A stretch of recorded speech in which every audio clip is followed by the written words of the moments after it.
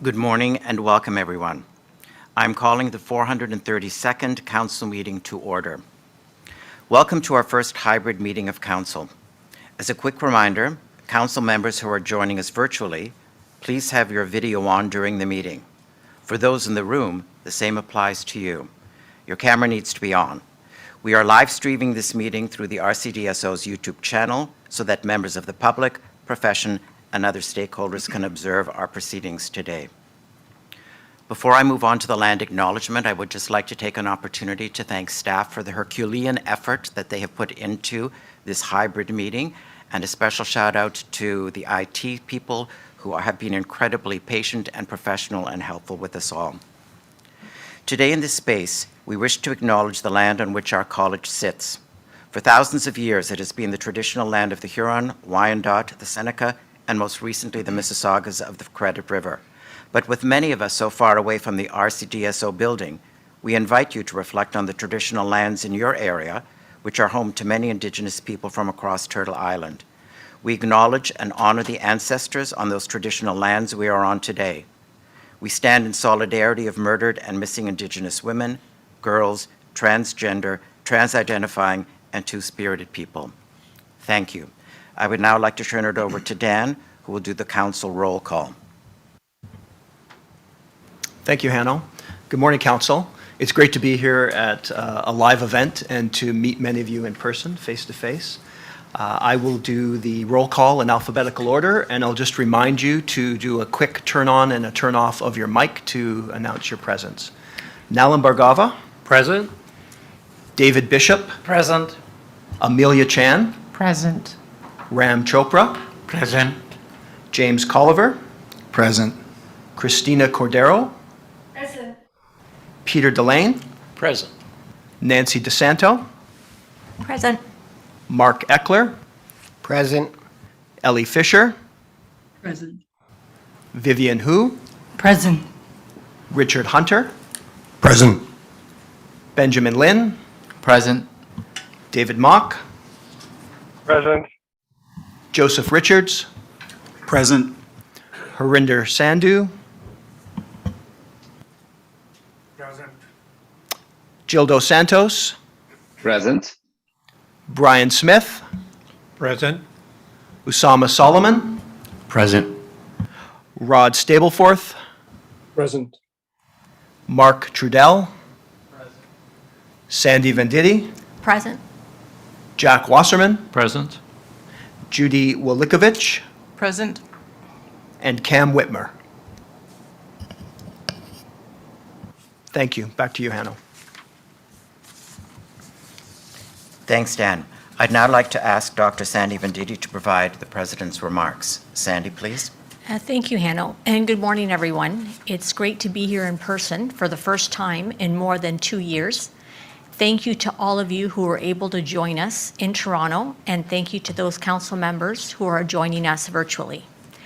This hybrid meeting is the first of its kind for the college, so we are looking forward to your feedback.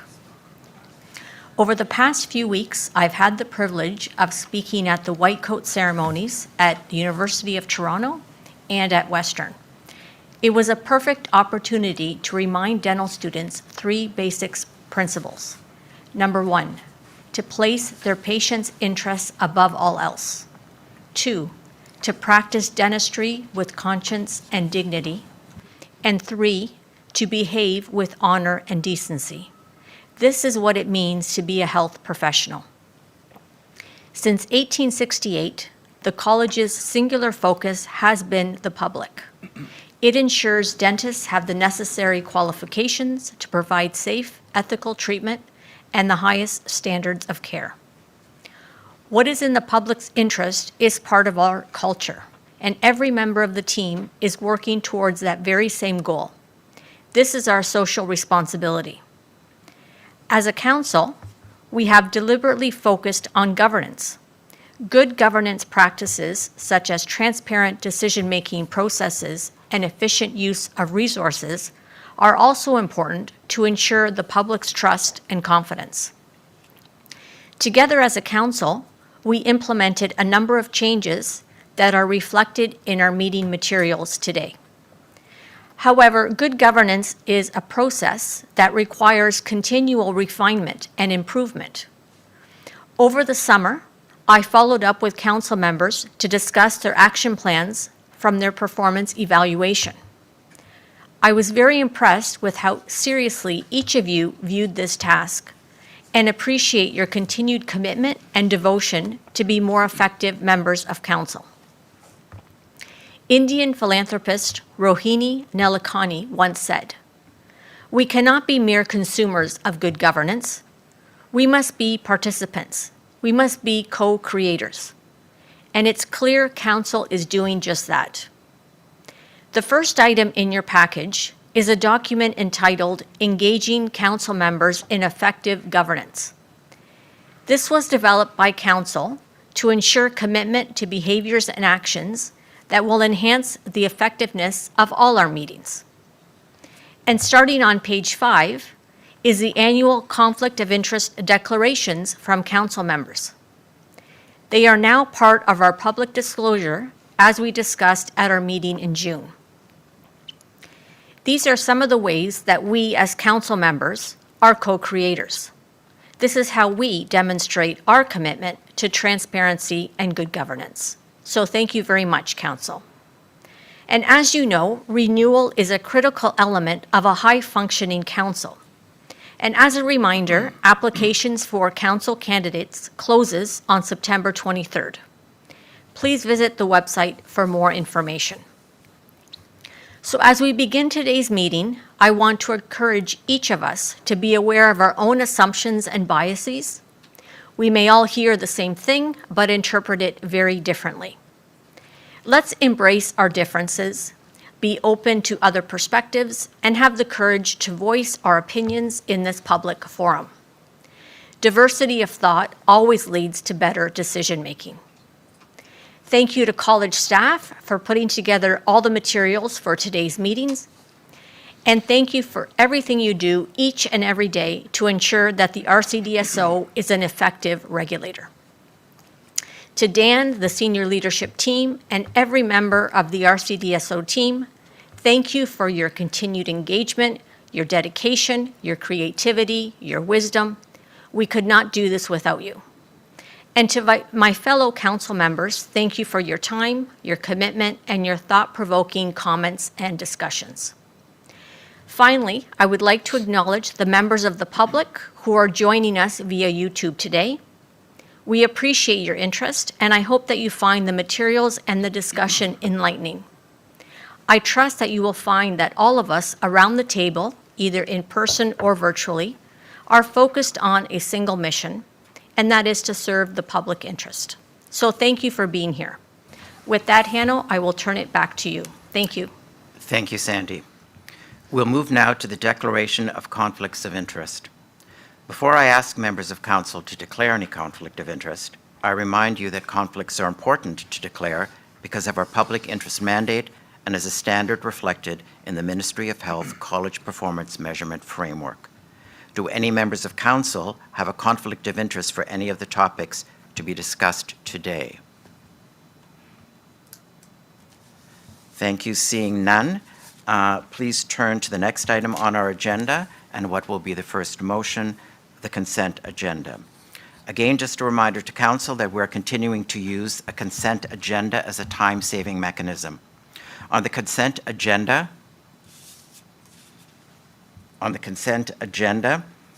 are multiple items that are for council's information, and council will be asked to approve those in one motion. Council can, of course, ask any clarifying questions about an item on the consent agenda, but if council wishes to have a more fulsome conversation about an item, we will take it out of the consent agenda and address it later on in our meeting. As always, I'm asking council to please use a high threshold when asking to remove an item from the consent agenda. This is really just so we can manage our time effectively and make sure that we're reserving time for robust discussion on our decision items. The consent agenda items are found in your meeting materials, starting from pages 56 to 82. Before I ask council members if they have any clarification questions, I want to offer two notes. There is one change to the agenda to note to council. Item 17, PLP deductions has been removed. The Registrar and the Chair of the PLP Committee have determined that the directions, while appropriate, will benefit from additional consultation, specifically with the PLP Committee. This will happen in about the next 6 weeks and allow for Council to consider the recommendations at its December meeting. The second item is with respect to the minutes. We have received a typo from Council. There was a request to revise a word on page 57, line 59. It should state that the Chair called the meeting to order. Currently, it reads S. Venditti. And before I introduce the motion, I would just look around, Council, to see if there are any questions of clarification for any of the 4 items that are listed in the consent agenda. Seeing none, I would ask that motion number 1 be put on the screen, please.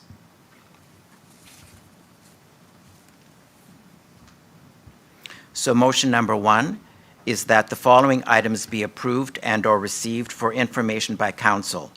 Approval of agenda as amended, approval of RCDSO's Council meeting minutes, June 16th, 2022, Registrar and CEO report, Eligibility Review Committee appointments. Could I have a mover for that motion, please? So moved. David Bishop. Moved by David Bishop, seconded by Joseph Richards. All those in favor? Opposed? That motion is carried. Thank you. We will now move to the Registrar and CEO remarks. Included in the consent agenda is a written report from Dan.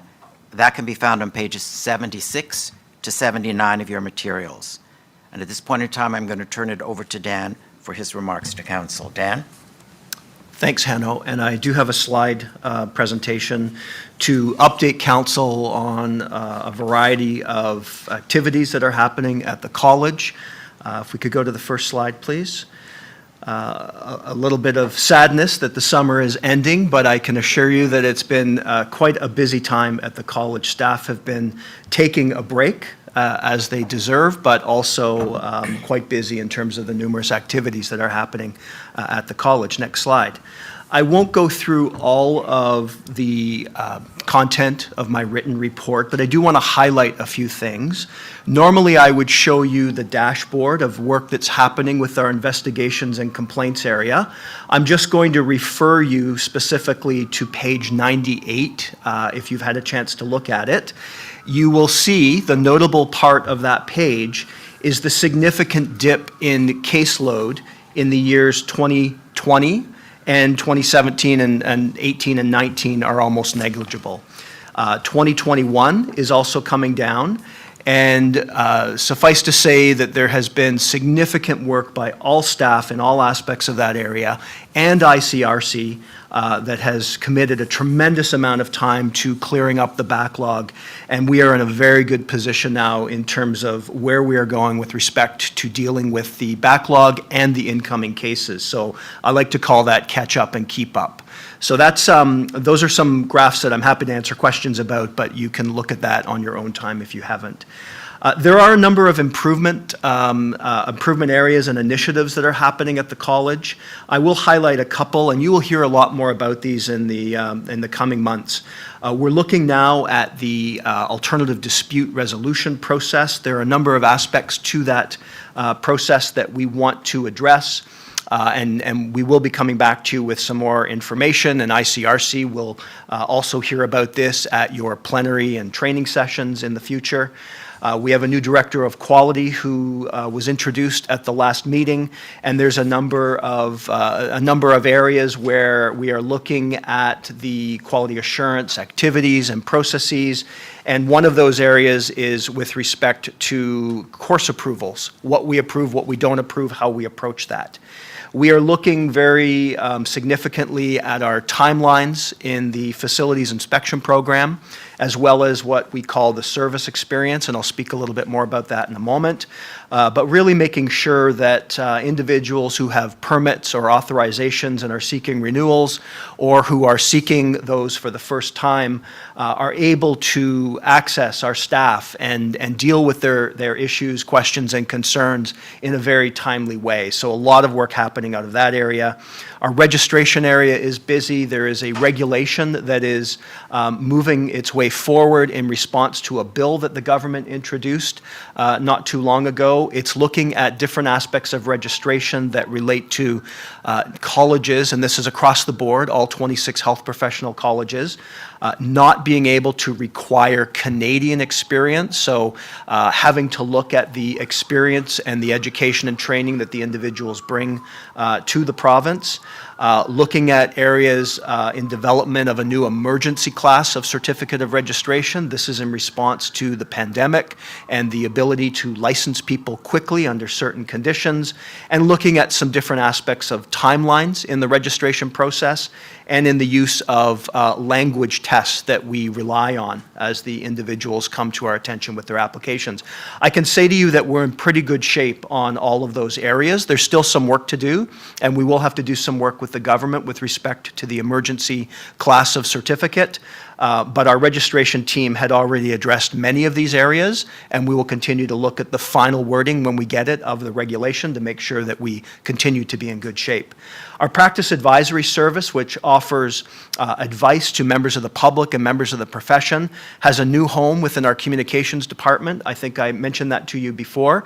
And it's also working to really build out how it works with the different stakeholders who make inquiries to the college. So we want to be able to answer at least some proportion of the calls in a live manner.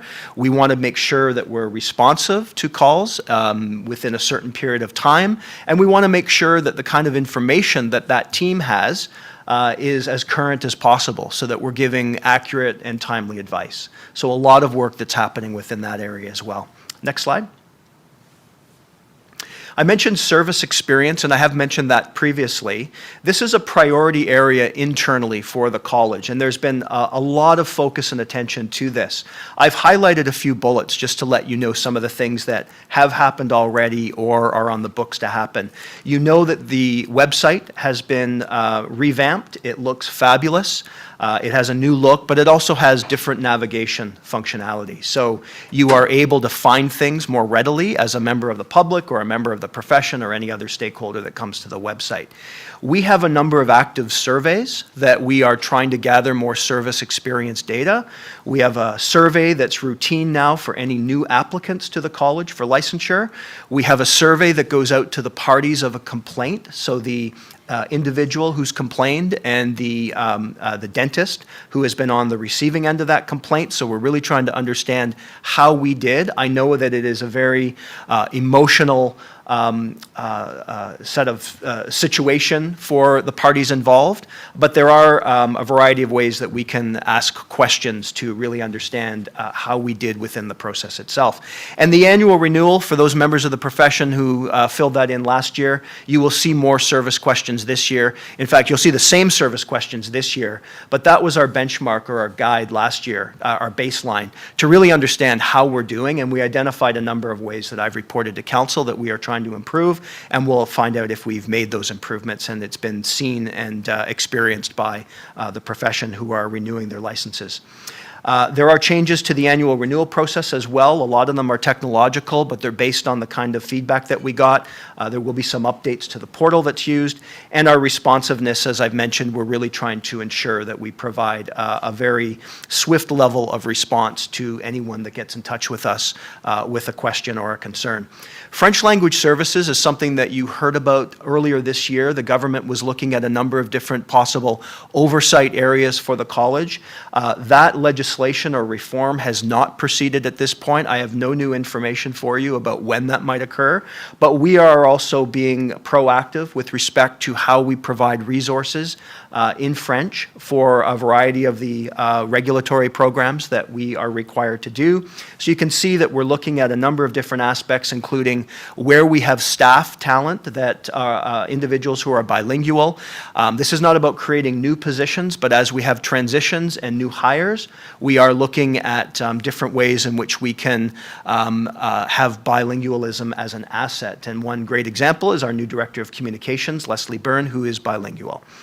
Improvement to the availability of our online French resources is happening. We've partnered with a not-for-profit language services firm that's helping support a variety of translations, not just French, because we serve the Ontario public, and we often have occasions, whether it's in writing or on the phone or by email, where we need to understand different languages, and we have ready service now available to us across the college, and we're monitoring the government's directions and where that might go with respect to French Language Services Act. Next slide. I've mentioned communications has been very active. You've seen, I hope, the new website. If not, please log on at some point and take a look. The annual report was published in August, and that is related to the 2021 calendar year or fiscal year for the college. There was a very different approach that we took to really try to frame a story for the college and what's been happening and how we are really focusing on the strategic plan and the goals of the college. And we also had in the latter part of June an RCDSO Connect with about just over 100, maybe 130 members of the profession, where we talked about a number of things that relate to service at the college, resources available, and we had several council members who actually were a part of a panel and really tried to describe their experience with the college, which I think was a real hit. It really helps to break down some of the stigma and some of the mythology maybe about what the college is all about, to actually hear from individuals who arrived on council recently. In terms of the work environment or the culture, we're doing a continued number of activities. I've listed a couple that I thought would be interesting to council. We've developed a policy around disconnecting from work. This means that staff are obligated to work their work hours, but they're not obligated to work beyond that. And we have, I think we've created an environment, not just at RCDSO, but in society, where you're on all the time. And so obviously some people will, for their own personal preferences, be on as much as they want, but it's not expected from other staff. And so there is a policy that's consistent with government legislation that said organizations need to have a policy, but it didn't prescribe the content. And we've created a policy that really helps staff know that they can disconnect from their devices, and unless it is an absolute urgent issue, there's no expectation that an email that might come after hours needs to be responded to right away. It can wait until the next workday starts. We have a leadership full-day meeting next week, and we're really going to be focusing on two areas that are significantly important for leaders today and for the college and all staff: how we address wellness as leaders and how we address diversity, equity, and inclusion in all parts of the work that we do. A couple of transitions have occurred since our last meeting. Nancy Harris, who some of you may know, was the manager of intake and complaints, retired, and she is now living in London and enjoying her retirement, but I know she's going to do some part-time things. I know she has other interests. And Brenda Waddington, our General Manager of Operations and Facilities, who's been with the college for, I believe, over 25 years, announced her retirement towards the end of this year. So obviously we're very sad to see individuals leave, but we do wish them all the best in their retirement and all the planning that they, or all the interesting things that I hope they get involved in. And arriving to replace Nancy is Lewis Winston, who's our new Manager of Intake and Complaints, and some of you on ICRC will have an opportunity to meet him if you haven't already. Next slide. I'm really not going to spend a lot of time on this. There's a lot of work happening nationally. You've heard about many of these things separately as items or topics. I'm going to talk a bit more because it's an item on the agenda that's related to the CDAC, or the Commission on Dental Accreditation of Canada. There's a lot of progress that's happening. I would say very positive progress. I certainly have observed a lot in my 2 years, and I would say that we're at a pretty good time nationally. There's a lot more work to do, but there are some good relationships that are developing and emerging. The CDRAF, or the Canadian Dental Regulatory Authorities Federation, has almost completed a strategic plan. One element of that strategic plan that I will mention in a moment is related to the equivalency process through the National dental examining board. And really stepping back and having a look and involving multiple stakeholders in doing that. So that will be an exciting part of direction at the national level. We continue, RCDSO, to negotiate our memorandum of understanding with the NDEB. They are a third party to the college in terms of providing a service and a significant component of what's required for applicants who come to the college for licensure. So still some very positive movement forward on that component. The specialty examination development is very much in process. The two organizations nationally are working very well collaboratively, and CDRAF has a very significant role in helping those partners move towards a specialty examination and a home that we haven't completely had. It's been very transitional over the last few years. And finally, dental anesthesia has come forward as a specialty for recognition across the country. This college has recognized dental anesthesia as a specialty for, I would say, 18 years, I think since 2004. So clearly we know which side we're on with respect to that recognition. And the other provinces are now doing something similar, working with their councils, looking at all the material that's come forward in the application. There was a significant consultation, and there will be more discussion about this at the fall meeting of CDRAF. Next slide. I'm going to close with just a few comments on three key issues.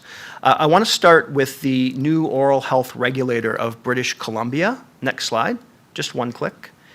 This is the top of the website for the new health college. It was actually confirmed, I'm not sure the language, but it is now a recognized entity, the British Columbia College of Oral Health Professionals.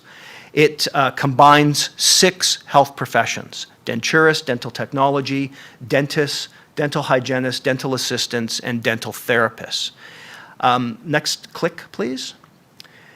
This is an article that appeared in British Columbia, and you may have heard, and I've heard, some narrative that there are no dentists on the board. And I sought out some information because I thought it was important for you to have accurate and timely information. Next slide. I'm going to give you the bottom line. The bottom line is there is a dentist currently on the board, and that individual will sit till 2024. There is an election if that continues, and I'll qualify that in a moment. If there is an election to the board, a dentist will have a designated spot in 2024. And dentists are very involved, as you know from our college, in all of the committees that relate to dental practice, so whether they're complaints or licensure. That is from the registrar of the new college, who is Chris Hacker, who was the registrar of the College of Dental Surgeons of British Columbia. Next slide. So I don't want to go into this in too much detail, but I did get a lot more information that's, we can go into it offline as well. Some of the principles that drove their governance structure were the 4 bullets that are in front of you. That each of the 4 existing colleges would have a seat on the board, there'd be an equal opportunity for the 6 professions to have a seat, that certified dental assistants, although they're not regulated, they are the largest group in the province, and they would get a dedicated spot, and that the public interest is the driver in the creation of the new college, as it was for all the existing colleges, and it wasn't professional representation. And those are the principles that were agreed to by the transitional committee that was working on the amalgamation. And so they made some decisions and determinations about what the board would look like at the outset. It'd be a 12-person board. First board for a new entity is always appointed, it's not elected, and that there would be staggered professional elections that would happen going forward. The proviso is a lot of what we're hearing out of British Columbia is that they're moving to appointed competency-based boards as well. And there is an expectation that that will happen sooner rather than later. So the 2024 staggered election is if nothing changes within the legislation. Next slide. And so, again, without going into a lot of detail, this is what the composition looks like for the professional members. And some of the, whether it was confusion or the narrative that was coming out of the decisions, is the second last bullet that relates to a combined seat that would be a dentist or a dental therapist. But as I've described to you and explained to you, there is a dentist on board, and there's also a spot, the sixth spot, that could be for any one of the professions. And those would be by elections, as I said, if elections continued, or by appointment. So I just wanted you to have that information, and I think it's important to know that there is dentistry represented on the board, and it's important to know that there's dentistry represented throughout the regulator on all of the committees that deal with the legislative issues. Next slide. A couple quick comments on corporatization, because that's been quite a topical issue in the last few months and even longer. Next slide. Corporatization is not new. This is something that's been around for a while. It perhaps is more prominent now for a number of different reasons. And it's not just dental practice. It's across many different practices, as you've seen from some of the media reports. It generally refers to large corporate entities with shareholders, and they're buying up potentially a number of different practices, in this case, dental practices. It's often framed around risks and harms to patients, and there are some areas that are key for us in terms of focusing on them and how there is an impact potentially on patients. And there's been a lot of media focus, as I've mentioned, and one of the headlines said health regulators are urged to act more. So there has been a lot of discussion internally, really trying to understand the issue. Next slide. And what I want to do is I want to just give you a few concepts. We will be coming back to you. There are a lot of conversations happening internally. We're trying to gather information. I know our ICRC committee deals with issues that may have corporate ownership. But I think there's a number of concepts that we need to keep in mind. And I'm not suggesting that these are the only things, but a few things that have risen to the top for me and for staff and for others is we oversee dentists. You know that. I don't need to tell you that. We don't oversee anything else but dentists. We do already have expectations. They appear as standards or advisories. We have professional misconduct regulations that deal with issues like conflict of interest and fees. There are gaps. We need to address those gaps and really identify what they are and what we need to do about them. There's always going to be tension between business practices and patient care decisions. And I would suggest to you that it is in any ownership model that you can have a single owner who owns 6 practice sites, and you could have a corporate model and.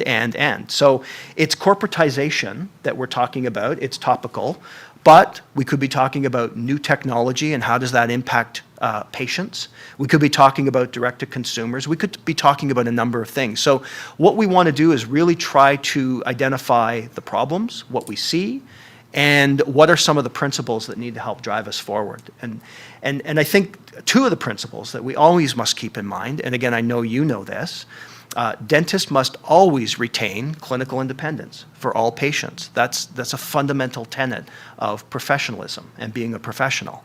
Dentists can't sign away these professional obligations. So if we stick to those principles and others, I think we'll be able to come up with solutions to those areas that could potentially or do cause harm to patients, because that's our number 1 priority. So I wanted to say that because I know it's a topic of great interest to all of you and all of us. And I wanted to just assure you that we're looking at ways to collect data. We are looking at ways to hear from those parts of the college that have dealt with some of these issues directly, like ICRC. And we're looking to see how this fits with the strategic plan that you'll be talking about in a moment. So lots more to come, but I wanted to ensure that I had a chance to just provide you with some commentary at this meeting. Next slide. And the final thing that I just wanted to mention, which all of you know about, is the federal dental plan. I don't have a lot to say on this. I think we're all waiting for details, and we saw a few earlier this week. We must always be cautious as a college, nonpartisan entity that is really needs to be cautious about where we weigh in on issues that are political or policy directions. But I think there are opportunities within the federal dental plan where we do have an interest. And I know you've been quite interested in fact, drivers of those interests. The first would be increased access. I think we would all say that that's a very important part of what we do and why we are here, to ensure that patients have access to appropriate oral health care. We also know that we don't have a lot of good supply data about dentists or oral health care professionals, provincially or nationally. I have heard a lot of anecdotes. I've seen some data, which I'm not quite sure where it's come from. And I think if you talk to anyone, they'd all have different opinions about undersupply, oversupply of any one of the health professions. And I think that's a real deficit for our system. And I also think it can create a bit of a crisis for us as more patients start to access care or can't access care. We could also find ourselves in a similar position that the College of Physicians and Surgeons and the College of Nurses were in this summer, where we have to come up with a plan to expedite licensure of internationally trained dentists. So a lot of the work that we are doing is really trying to set the stage for us to be able to respond if that happens. But right now, we're not in that position. But we do know we're on the cusp of potentially several million people seeking services if they have appropriate funding, whether it's federally or provincially. So those are the two areas that we are watching very carefully as staff and as council. And that's the extent of what I wanted to say about the federal dental plan, and that's the close of my presentation. I'm happy to take any questions that you might have. Thank you, Dan. And we do have a few minutes if council members do have a question for Dan. Yes, James? Yeah, Dan, thank you for that presentation. My questions are related to the corporate dentistry that we're all learning about. It's my understanding that some of these organizations are now asking that dentists not be completely excluded from ownership, i.e., 51% now. I think some of the corporate entities feel that it's important that there's serious ownership by the dentist, and of course that enhances the dentist brand. And do you consider this a governance issue, by the way, for the RCDSO? That's partially question number 2. But would there be a consideration of making a 51% ownership embedded in the RCDS's response to corporate dentistry? Thank you. Thanks, Jamie. I'm going to ask Alan Bromstein to just be on standby. I believe he's on the call as well, just to talk briefly about the professional misconduct regulations where the issue of conflict of interest with respect to ownership exists. I think, Jamie, that we do have rules, and we also know that we're not quite sure what the landscape looks like. There are parts of the corporate ownership that we have not been involved in, we have not seen. So we're dealing with the sharp edge, which is issues that happen to patients, whether that be something that happened in the practice that they weren't happy with, something that happened with their clinical care, something that happened to sever continuity of care. Those are the things that we are dealing with. And obviously, if anything came to our attention about the kind of issues that you described with respect to ownership, and there was a potential breach of our professional misconduct guideline or regulations, then we would obviously look into that. We have the authority to launch investigations. But I think as we move forward, and I'll ask Alan to comment on the professional misconduct aspect. As we move forward, I want to try to separate out those issues. There are issues of ownership that we want to understand more, but there are fundamental issues that relate to patient care. And because there are different things that may impact patient care, and as I said, whether it's corporatization, whether it's new technology, are there ways that we can explore the gaps that we might have in any of our expectations of dentists? For example, being the most responsible dentist, being responsible for all aspects of the practice. What does it mean to be an associate with respect to things like IPAC? I've seen a lot of investigations that involve individuals not taking accountability for those things. So we need to focus on that very seriously. At the same time, trying to understand better what the ownership may look like, and does it breach any of our current misconduct regulations, and what we want those to be in the future. So I'll turn to Alan. I don't see him, but I think he's online. am, and I can see me. Hopefully others can see me. We have you. Okay. It is complicated, but I think you start with the premise that with very limited exceptions, such as community health centers and public hospitals, only dentists or dental professional corporations which have been issued a certificate by the college can own dental practices. And so this whole idea of corporatization is a bit of a misnomer is in terms of the regulations under our professional misconduct, your professional misconduct regulation. Only the dentist can own the dental practice. It doesn't mean others couldn't own the equipment, they couldn't own the lease, they couldn't manage the physical plant or the auxiliaries that assist dentists, but it does mean that only dentists, again with limited exceptions, or their professional corporations can own a dental practice.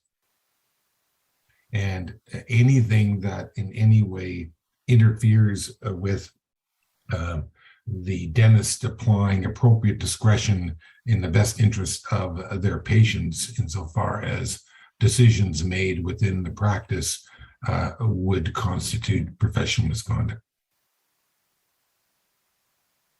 I don't know if that helps or makes it cloudier, Dan. I should add that again, with limited exceptions, dentists also can't be employed by anyone other than dentists without committing professional misconduct. Thanks, Alan. While I'm looking around the room, I'm not sure if it's not complete, because I think, as you said, it is quite a complex area. But I think, the bottom line is that, yes, there are rules. And we obviously need to ensure that where we have information, are those rules being followed by dentists, because that's where we have our authority. But this will be obviously a part of how we want to review this topic going forward as well. Thank you. We have 1 or 2 minutes left. I have 3 people on the speakers list, and I would just ask, if you're in the room and you wish to speak, if you physically raise your hand, I will put you on the list.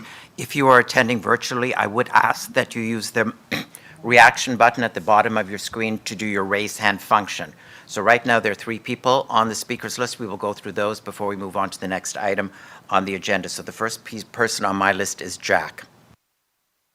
Thank you so much, and thank you, Dan, for your presentation. Talking about corporate and corporate dentistry, these are problems that we do face in the ICRC. In a recent case, basically, an owner who sold out to a dental corporation, there was practice management issues in building. Yeah, it's Alan Bromstein. I don't think you should be speaking about You're right. a specific case in council, please. No, there's no specific case. Generalized this. Basically, it's responsible dentist. The dentist does not feel because he had sold out to a corporation that he was not responsible for the actions within the practice. We've had other cases similar, whereas the professional endodontist or the professional oral surgeon would come in and all he would do was his work and then leave without record keeping and without any patient care in terms of billing and aftercare. My suggestion is we do have a guideline called responsible dentist. That has to be updated because the dentists today do not feel the same responsibility, whether it's ownership in a corporation or whether he's a ringer, for lack of a better word, coming in and doing a service such as endodontics or oral surgery. And I think that's part of the confusion with our members and with the patient care. Thanks, Jack. I'm going to turn it back over to Dan quickly, who has a comment to make about that. Quick comment, Jack. Thank you very much for that. And I think we need to start to identify those gaps in our own standards, policies, practice advisories, and I think you've identified one or perhaps others. We're going to be starting to look at that as part of other aspects that you'll hear about throughout the meeting, including the strategic plan. I also think that there's a lot of misunderstanding by dentists. And that was the purpose of my last bullet, which is you cannot sign away your professional obligations. And whether that's not doing due diligence or not understanding, we certainly need to make it clear to dentists that even though they may have contracts with whoever, that doesn't mean that they are not accountable for those things that they need to be accountable for as a dentist. Thank you. Next speaker on my list is Harinder. Thank you, Dan, for your presentation. In your written report, I see that you have been meeting other oral health colleges, and I'm just wondering if there has been any discussion at CDHO, Hygiene College, about shortages of dental hygienists all over. I've been speaking with many of my colleagues on the council and all over Ontario, and everybody's complaining about it, but I don't know whether there's any further discussion at CDHO about it. So there hasn't been direct discussion about it. In fact, the discussion that I've had with CDHO and the registrar is we both agree that we don't have data. We hear stories, and I accept those stories. I accept that there are shortages, and that may be regional, it may be more widespread. But I haven't had any direct discussions about that particular topic. I do think we need to explore how our system, particularly as we are increasing availability and access to services, how our system actually develops better supply data so that we are dealing with actual facts and not dealing with either perceptions or anecdotes. But I will certainly touch base with my counterpart, but I think that's been a huge deficit for us, and I think it also applies to stories I've heard about dental assistants. Thank you. And can our college in registration survey can add some questions about that as well, about shortage of dental hygienists working in dental offices? So I think we're at the 11th hour for our annual renewal because we have, it's going out in early October and all of the preparation, including the questions, is done. But let me put my mind to other ways that we might be able to understand what you're describing a little bit better. Thank you. Thank you. And last speaker on my list is Usama.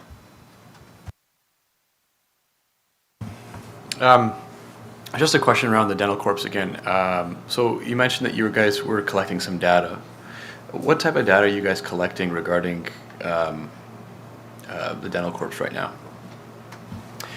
So we're not specifically collecting the data right now, but we do have a question, and I'm going to block on the exact wording of the question, and if others can help me, that would be great. But we are asking this year if, again, the wording may be wrong, but essentially, are you working in a practice that's owned by a corporation? Is the essence of the question.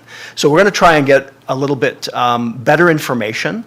We did get information last year, and we will this year, and we'll start to develop our analysis around trends and patterns about associates and principal owners and just different arrangements.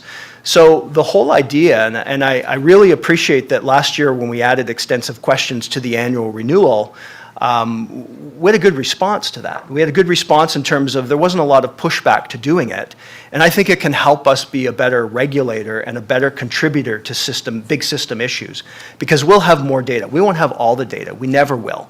But we'll have more data about what's happening in practice to a certain degree. And this is an area that can help us to really understand the problem a bit better. I saw Hillary raise her hand. She may have the exact wording to the question. You might want to come to the mic, Hillary. I have one here. Oh, excellent. That was pretty much bang on, Oh, wow. the wording, yeah. My memory's not usually that great. Okay, I did say that that was the last speaker, but I have seen Richard put up his hand and Jamie, so I'm going to let Richard ask a brief question, followed by Jamie asking a brief question, but then that's it, and we're moving on to the next item. So Richard, you're next, please. Thank you, Handel. I'm one who is a little bit confused as to what corporatization of dentistry entails. What is the college interpretation, and maybe Alan, this question is for you, what is it that the corporations own in a dental office as far as the college is concerned? Well, if you want me to answer that, I think the answer is we don't know. because I have never seen a set of documents, agreements, contracts, which indicate what the relationship is between the so-called corporation and the dentist in any practice. Historically, I know that companies were set up to manage dental practices, not to own dental practices, to manage them. They were set up by dentists, and of course, a dentist could do it. This is pre dental professional corporations, and others could do it too. And that was done, but I have never seen the documentation, the contracts between the dentist and the non-dental corporation that deals with the relationship between. So I can't really answer the question. And I think they'd be different depending upon what organization you're dealing with. Do you not think that it would be wise for the college to consider its position on that? Well, the college, because of the limitations of the legislation that we work under, functions effectively when there is a complaint. Okay, and if the complaint relates to that, and if information were to be received during the course of that complaint, then obviously it would be considered. It might be shared with me and I could make my own comment on it, or another lawyer. Or if the registrar has reasonable probable grounds to believe that an act of professional misconduct has taken place. And you have to have one of those things in order to get the kind of information that I think you're talking about. I just don't believe that the college, as far as I know, has that information. I have never seen it. I have never seen the contracts between a dentist and the so-called corporate person or organization. Thank you, Alan. Last speaker is going to be Jamie, please. Yes, thank you, Mr. Chair. I'm very sympathetic to Jack's comments regarding complaints, and I might suggest that the first source of data would be the numbers of complaints that would involve lack of oversight. Thank you very much. Quickly, Jamie, thank you very much for that. And I did fail to mention that there's certainly some active discussions with the PCRA area about what data may or may not be available. We'll have some deficits for sure. We're not collecting certain things, and it would involve looking at individual files, but I think we're looking at some different ways to address that. Thank you, Dan. Thank you, Dan, for your report, and thank you, council members, for your thoughtful questions. At this point in time, we are going to move on to item number 7 on the agenda, which is going to be our first decision item of the day. It's the RCDSO Strategic Plan 2023 to 2025. The materials for this item are at pages 83 to 100 of your meeting package. This item is for council's decision. Andrea will be providing council with a presentation on the results of the external consultations with the staff, the profession, and key stakeholders. The question before council is whether council approves the revised version of the strategic plan. And at this point in time, Andrea, I'm turning it over to you, please. Great. Thank you, Hanno, and good morning all here in the room and online. Got a short deck that I'll take you through with Angelo's help. So Angelo, if you can move to the first slide. As Hanno mentioned today, this is our opportunity to come back to you on the draft strategic plan. So you last saw this in June. You approved us to go out for consultation. We've done so. And in your materials, you have a very comprehensive report on the consultation feedback that we received. I'm going to just touch on some highlights. And then I'm going to take you through revisions we're proposing based on that feedback. So next slide, Angelo, please. As a quick reminder, on the screen here, you see some details of what the consultation entailed. And just for clarification and as a refresher, this is just talking about the consultation we did over the summer. You may remember we did an early consultation before we even drafted a strategic plan so that we could get some very early feedback and input into these issues that helped us draft something for you. So you can see here This was a comprehensive process, much like the earlier consultation. We used online surveys. We had a few groups that we targeted. One of the things that you will see in the materials is we added another stakeholder group this summer, the Citizens Advisory Group. This is a panel of members of the public across the province who have expertise in regulation, who assist regulatory colleges in a whole host of issues, including strategic planning. So they were a really rich resource for us. Next slide, please, Angelo. You can see here we got a really impressive rate of response. So I continue to be very, very pleased at the responses that we've received. Often in my experience with consultations, something like a strategic plan doesn't garner a lot of attention. And you can see here we got a great response. We had a smaller panel of the Citizens Advisory Group, so we got great responses from them. We did, as before, leveraged our internal staff and got feedback from them. And then impressively, externally, we've got just over 1,000 responses, the vast majority of those from Ontario dentists. So really pleased with that. Next, Angelo, please. Really broad brushstrokes here, putting up one of the questions that we asked and sort of asked, as you can see, satisfaction with the draft strategic plan. You can see the breakdown, really strong response and support. I will flag, and you see in the briefing note that accompanies this item, the middle column, or row rather, on the external survey, some of the neutral responses that we got, there were a lot of different issues that came up. That's not uncommon. When you consult, sometimes people take that opportunity to share ideas, feedback, constructive comments on a whole host of issues, not necessarily the document in front of them. That's what we experienced here, so I wanted to just contextualize that for you. But overall, I think quite a strong sense of support. Angelo, next slide.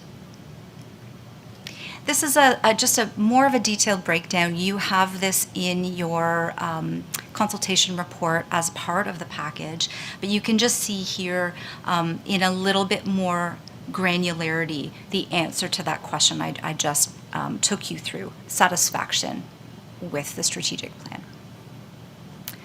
Next, Angela. So a little bit here in terms of some qualitative responses, and we're starting with the staff response. So this was open to all of our staff at all levels of seniority across the college. We got, as you can see here, some really good recommendations around our planning process. These are the folks, of course, that implement and drive these projects forward, so we got some great feedback there. Elements related to patient safety, prioritization of existing initiatives, work that we started under the current plan, such as access to care and EDI, and then some really helpful, constructive comments to improve the caliber of the draft plan. In terms of the external participants, as I said, the vast majority were dentists, but we did hear from some other stakeholder organizations. And you can see here both constructive feedback on a few areas, and then additional feedback related to things like professionalism, emerging trends, what those pillars would look like, technology, corporate dentistry, what we've just been talking about, and then some helpful constructive elements about our language and clarity. Last but certainly not least, our Citizens Advisory Group provided us with a whole host of things, as you can see here. Really commented on the broader issue of access to care, something we all care about. Some comments on continuing education, and then a couple of comments, both supportive and constructive, just around the plan itself, its language, its layout, etc. So moving to revisions, and our starting point always, consultation is a meaningful part of our process. We don't do it as lip service. We really are looking for feedback that we can use to make the end product the best it can be. Consultation always allows us to do that. It's very, very valuable. So we have looked at, despite the high volume of responses, we've looked at every piece of feedback, we've gone through it. And at this, I'll just do a brief shout out, if you'll indulge me, to the staff involved in this. It's been led by Jean Hopkins, who's joining us online, but the other members of the policy team have been supportive, including Deanna Soifer, who's also joining us online.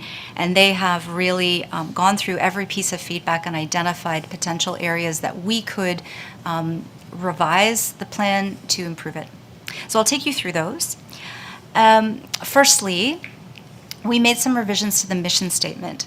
Maybe a little bit difficult to discern, so I'll just take you through the proposed change. It's been bolded on the right, the sort of shape on the right side of your screen.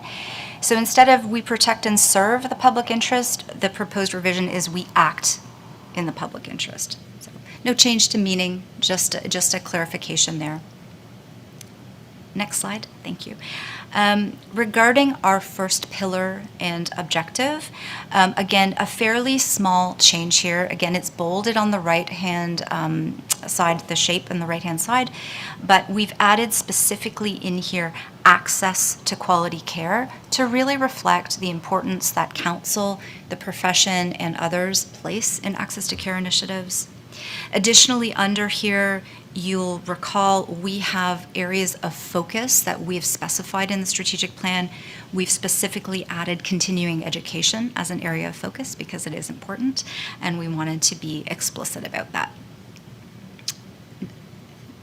Moving on, the second pillar and objective regarding stakeholder engagement. Again here, a fairly minor change. You can see on the right-hand side in bold, we've just simplified the language to say we're engaging with the public, profession, system partners. So just to streamline some of that language. Part of what our work is, and you may have noticed this later in your package when I speak about standards and refinements that we're planning, we're trying as best as we can to simplify language, to use a plain language approach. It's more accessible and readable, so that applies here too. We have, and you'll recall this and you can see this in the draft, we have some ongoing commitments. And as a refresher, these are elements and drivers that will inform our entire approach to strategic planning. You see them here on screen. Some of the feedback we got was it'd be very useful to define these terms. So we've done that. The next slide will talk you through some definitions of the key terms related to EDI. And Angela, you can just click through those and I'll speak to them all at once. So these are definitions that we have taken from our key partner in this work, CCDI, the Canadian is it Council or Center, thank you, for Diversity and Inclusion. So we really felt we've partnered with them in our own internal work around EDI, and we've anchored to their definitions just for simplicity and consistency. I won't read these out, but these are how we're going to be defining these terms. If you move to the next slide, Angelo, what we'll see here, risk-based approach. I think all of you are familiar with this concept, but we've put some words and definitions into this. This has been a key underpinning to the current strategic plan, which we're just wrapping up. So you can see here that definition. And then evidence-informed decision-making. Angela, if you click again, thank you. Again, a concept you know well. We rely on this, dentists in practice rely on this, but we've just put some words to that for clarity. You move to the next slide, please. So some additional proposed revisions. Under our third pillar, emerging issues, we're going to add technology to the areas of focus, just recognizing how key that is to the issues that we're facing. And then in response to some early feedback we received from Council, we are going to be looking at how we can highlight and drive that connection to our organizational values, which you can see here at the bottom of the screen, to the initiatives that will flow from the strategic plan. We'll be thinking about that in terms of how we do our ongoing reporting to you as we launch our strategic plan. The intention is to continue to report to you on our status. We're looking critically at the template we've been using to date and ways we can improve that. So we will take this away and think about how we can make those connections back to values. So here are our next steps. As Hanno mentioned, today we are looking for a decision from you, whether you're content with the draft plan with those revisions I've highlighted included. If you are, then the strategic plan will be finalized. We are currently working on, in the backdrop, the implementation elements that we need as a senior leadership and leadership team across the college to implement that, to think about how we move forward. That work will continue. We'll be doing that over the balance of this year so that we're ready for 2023. So with that, really before you, I think if you have any clarifications, questions for me, I'm happy to take those. Otherwise, I'm just going to pass it back to you, Hanno. We do have a motion for this item that we'll get to when we're ready. Thank you. Thank you, Andrea. And at this point in time, before we do address the motion, are there any questions of clarification from Andrea? Yes? Thank you for that, Andrea. I'm interested in the clear commitment to access to care that I think you have as pillar number 2, and I'm certainly an advocate for access to care and improved access to care, and I have to say that since we had that plenary session a couple of years ago, the issue has featured prominently in a lot of RCDSO things, but I'm a little fuzzy on what the action plan is there. I mean, it's okay to commit to it, but I mean, I'd like to know what steps the RCDSO is going to be taking to realize access to care. Yeah, thanks, Judy. So just as a refresher, I'll sort of take you back to last November. We brought forward a proposal to council for the work we would do this year, and there was 2 prongs to it. The first prong was a series of stakeholder engagements. We had those meetings. There is materials reflecting that and detailing those conversations in your package today. The second prong was to commence some work around professionalism, noting that professionalism and values and principles related to a whole host of things, including altruism, really can speak to some of the issues related to access to care. So that work is still intended to move forward. We're looking actively at that. It likely will not kick off until 2023 simply because of staff capacity issues, but that is still a key prong of that work. Additionally, it's our intention to come back to you likely at your December meeting or perhaps the first meeting of 2023 with a bit more of a detailed sketch for what might that work look like as we head into the next strategic planning cycle, because this will continue to be a key area of focus. Lots of dimensions to it, especially now that we're seeing the federal dental plan.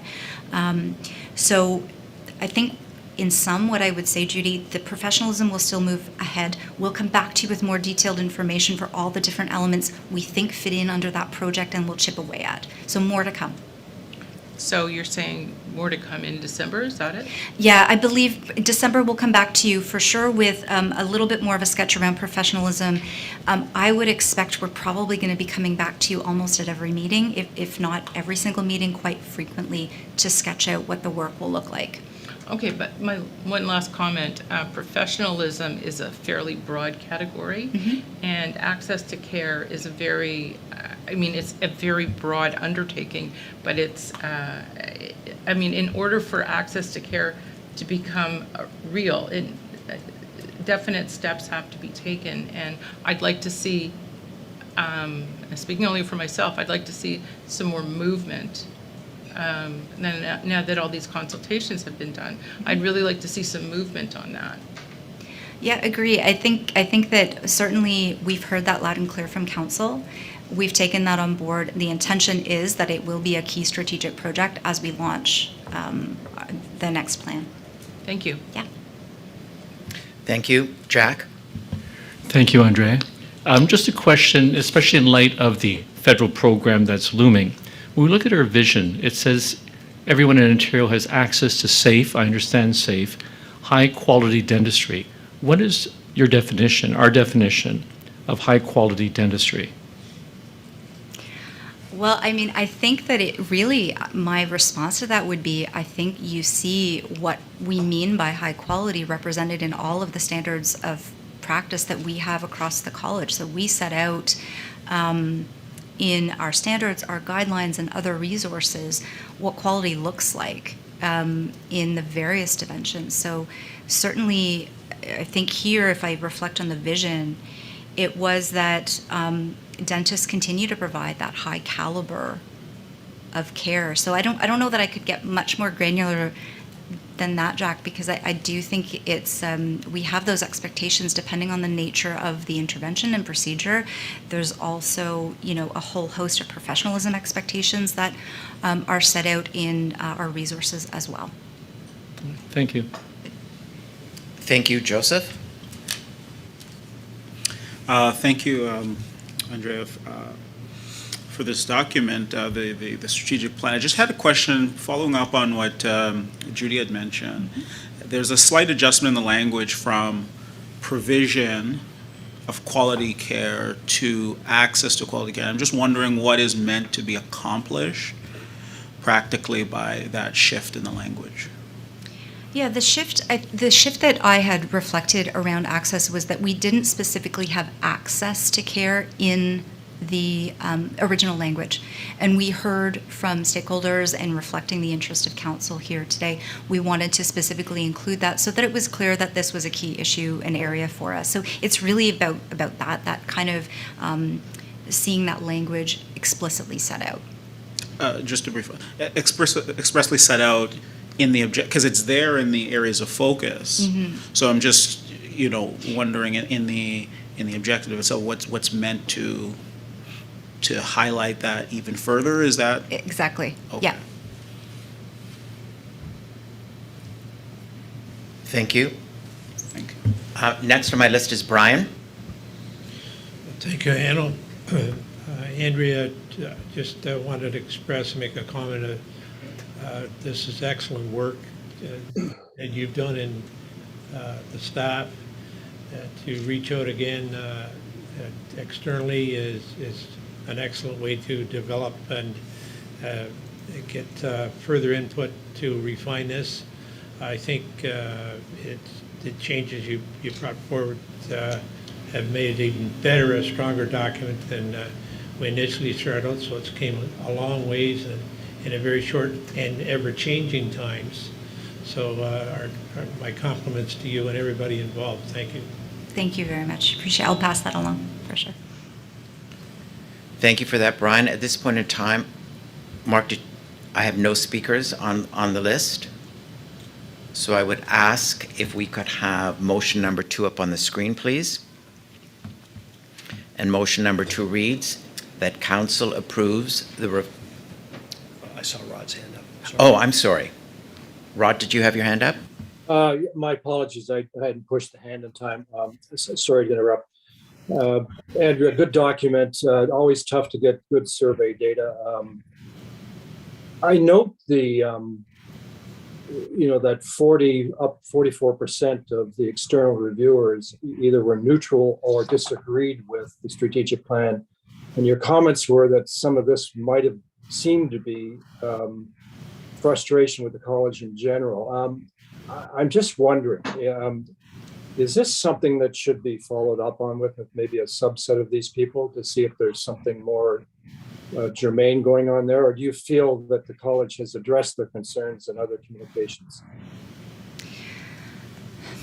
Yeah, it's an interesting point, Rod. I think that my sense is that, some of it related to, like, for example, we got some negative pushback around EDI and the concept of EDI, which, part of what we hope is going to be the case is that by defining it, by just reinforcing the college's ongoing commitment to that work, it will address those concerns.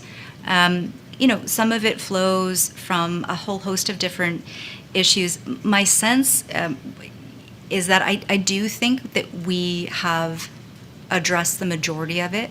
We'll go back, though, Rod. I mean, there's always space to go back and just satisfy ourselves that we think we're covered, and that there's not anything additional we need to do. But again, my sense is that I think we are. I think we've addressed and can address those concerns and misunderstandings. Yeah, it might have an action item to cycle back with that, just to see if they were addressed. It would be my recommendation. Okay, thank you. Thank you. Go ahead, please, Richard. Andrea, just in regards to Jack's comment about high-quality dental care, I find that may be a little vague or esoteric to say high quality. It's not defined what is high quality.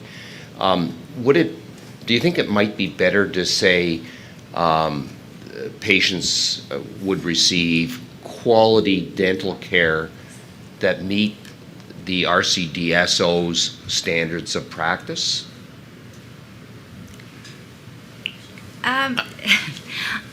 Something to that effect, anyway, yeah. Versus high quality, because what somebody considers high quality may be different than somebody else considers high quality.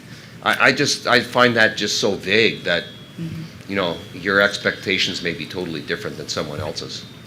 Okay, Andrea, excuse me, before you respond, I'm just going to give Dan an opportunity to interject, please. Yes. I want to remind council, and I know there's a lot of material that comes to your attention, I think at the last meeting or perhaps the meeting before, the concept, where that fits is in the vision. The concept of a vision is always aspirational. We'll never achieve it. And I just would point you to the words, we did change, council changed the language from dentistry to oral health care. Because we're here as an organization that's striving to do big things, in addition to what we're obligated to do. So that's why it's in the vision like that. And then as you drill down into the mission, it gets more concrete in terms of what we're here to do. And then when you get into the pillars or the objectives, those are the actual plans that Andrea's talked about and several of you have asked questions about. So I just wanted to point you back to of where that's positioned. Thanks, Dan. Now I'm going to turn it over to Andrea, please. Thank you, and thank you for that, Dan. I would build on that to say as well, just as a reminder, the language of high-quality care was actually in our current plan. So we've had that for 3 years, and I think there, as Dan said, it's intentional that that's high level, it's aspirational.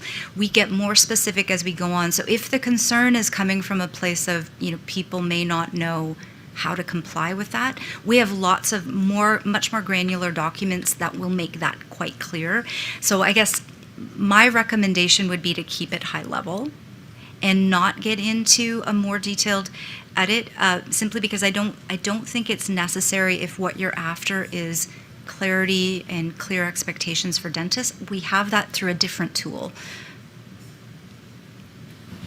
Thank you very much. Yeah, pleasure. Thank you all. At this point in time, I'm not seeing any hands. I'm not seeing any hands in the room, and I'm not seeing any hands on the screen.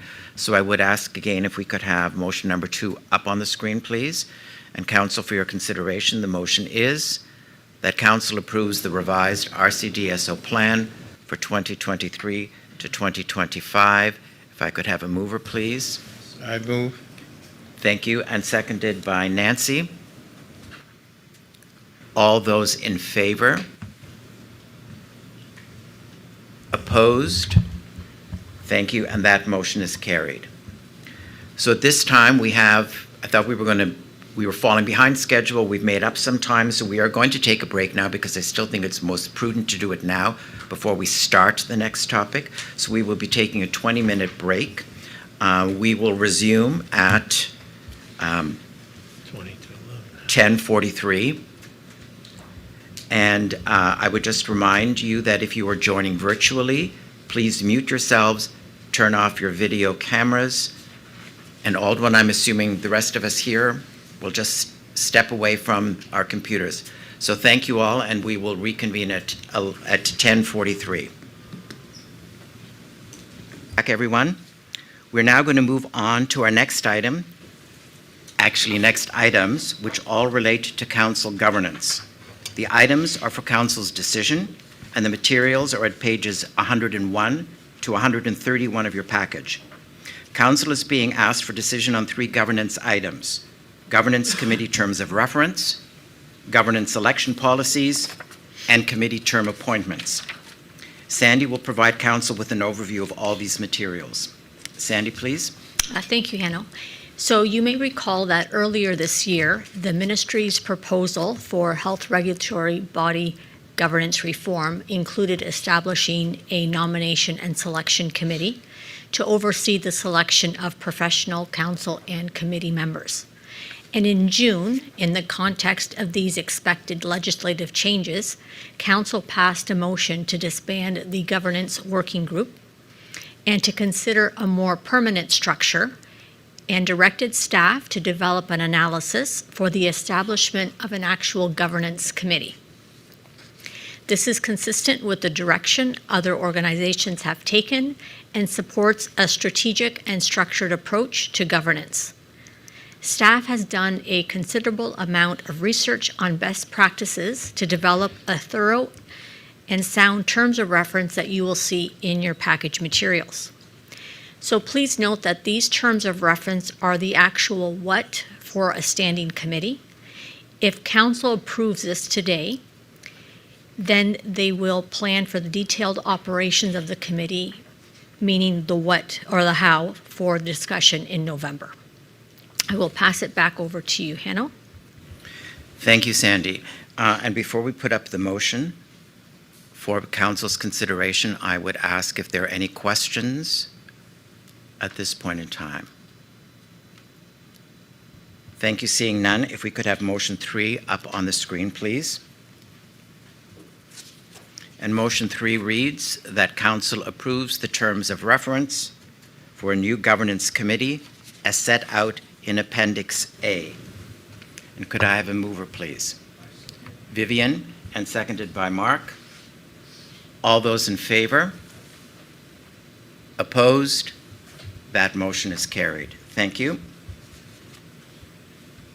So thank you, Council. We'll now move to the second governance topic, which is governance election policies. In preparation for the upcoming election cycle, the college's governance policies pertaining to elections were reviewed for necessary amendments.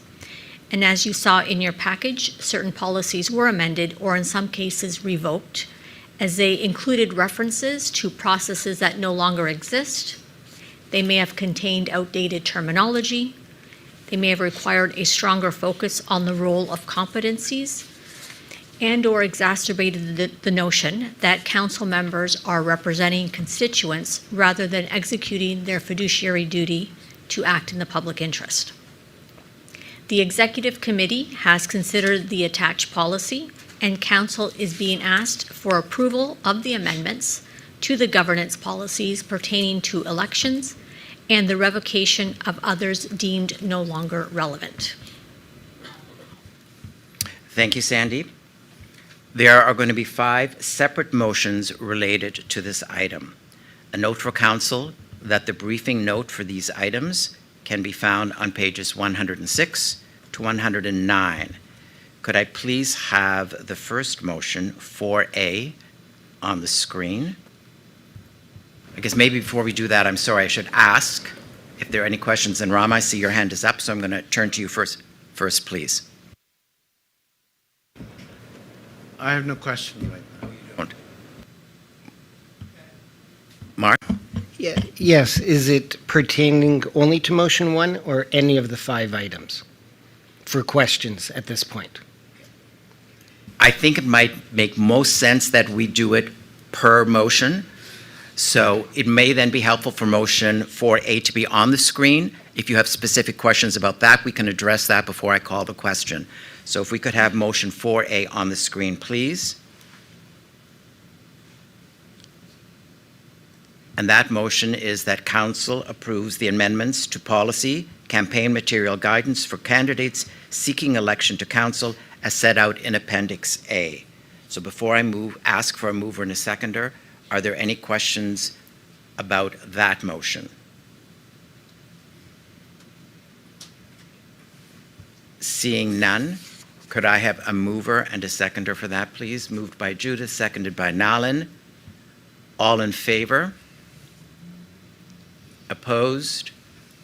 That motion is carried. Thank you. Now, if we could consider motion 4B, that council approves the amendments to operational policy of the Nominations Committee as set out in Appendix B.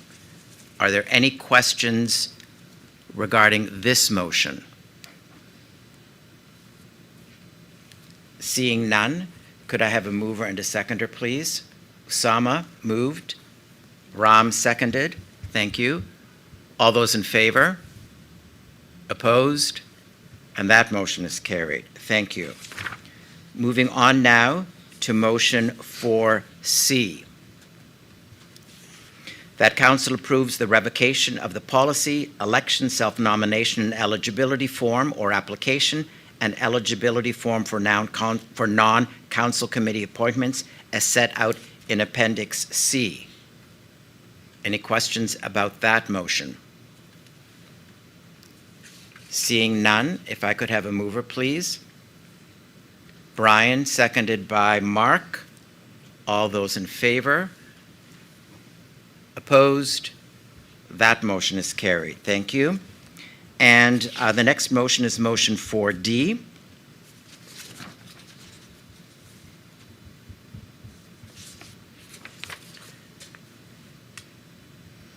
That council approves the revocation of the policy email blast for council members as set out in Appendix D.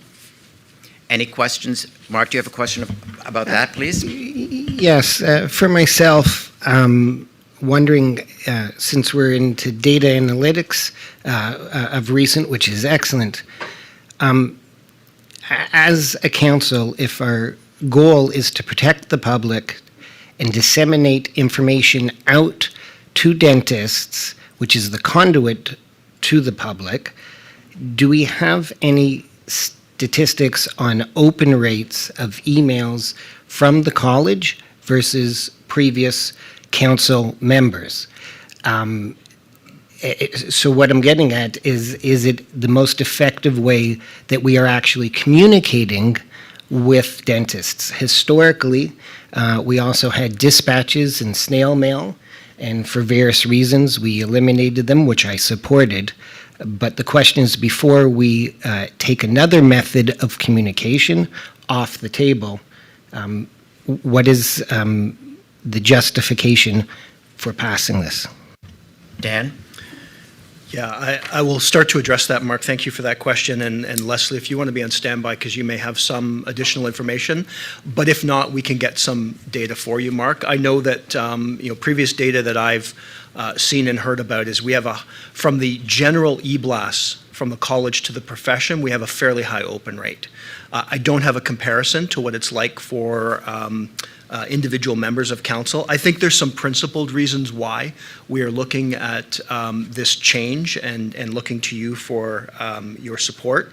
I think that it does a number of things. First of all, there are inconsistencies.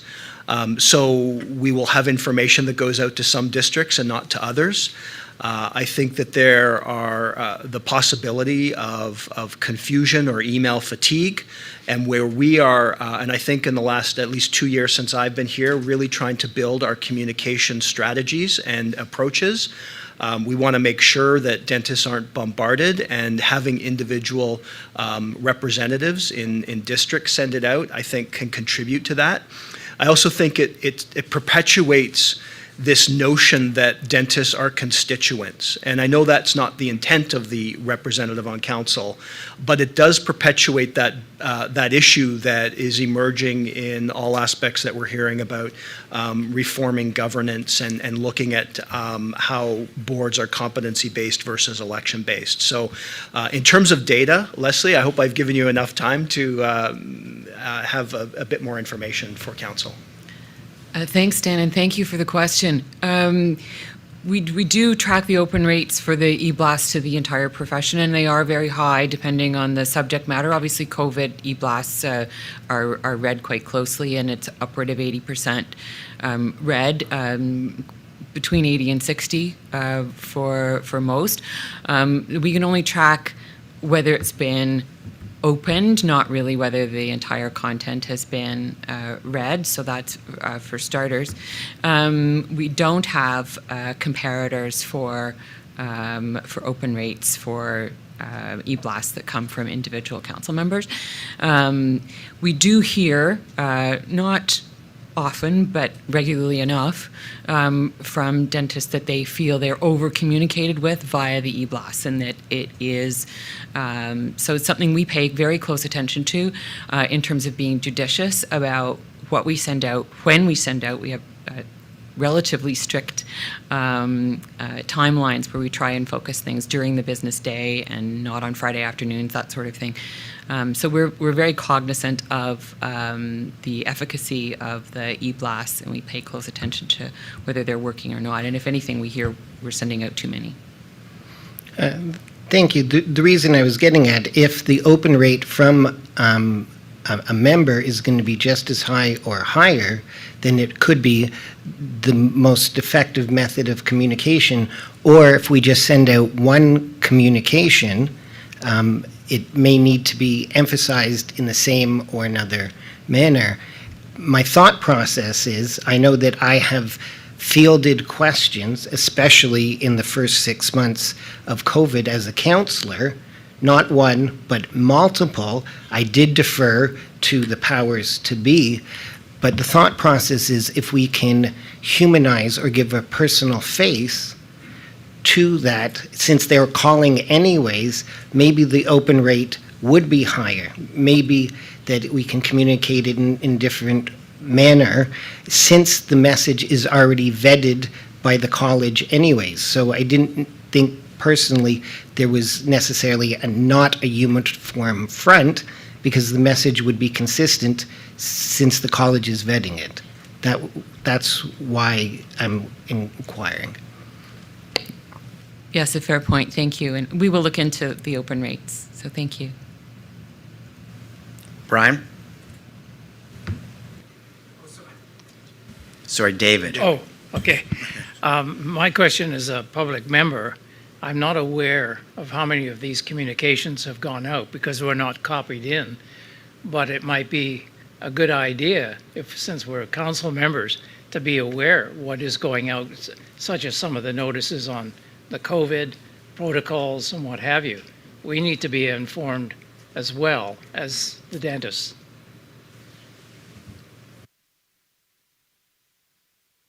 That's a great suggestion. I think there's a list, a distribution list, and we talk about sending e-blasts to the profession, but there is a broader distribution list that would include other stakeholders. It might include the ministry. It might include other oral health colleges. I think adding the public members of council so that you are fully aware of what's going out is a great idea. So Leslie and I will talk about that. Thank you. Any other questions? So just to refresh everyone's memory, if we could have that motion back on the screen again, please.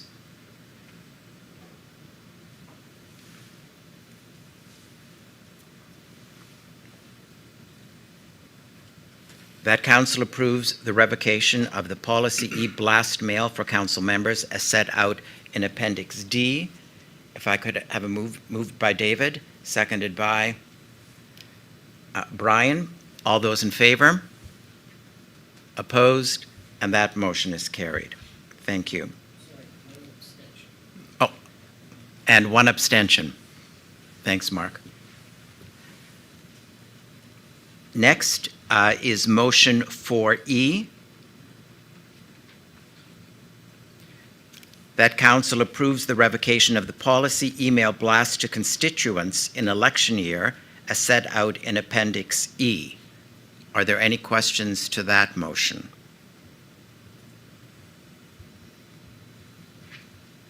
Seeing none, if I could have a mover and a seconder. Moved by Nolan, seconded by Nancy. All those in favor?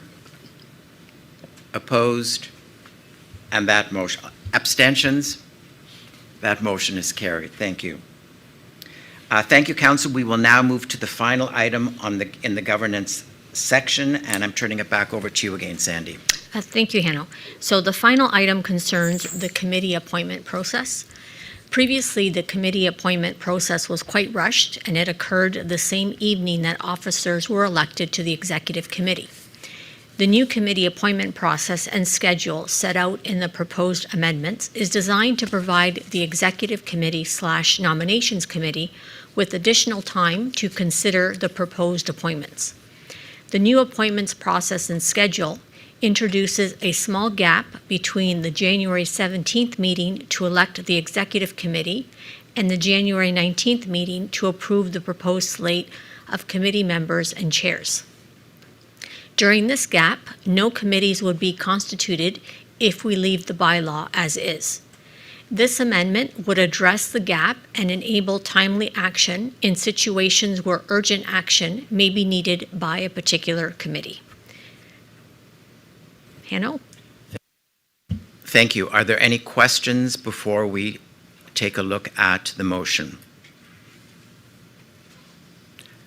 Thank you. I would ask that motion number 5 be put on the screen, please.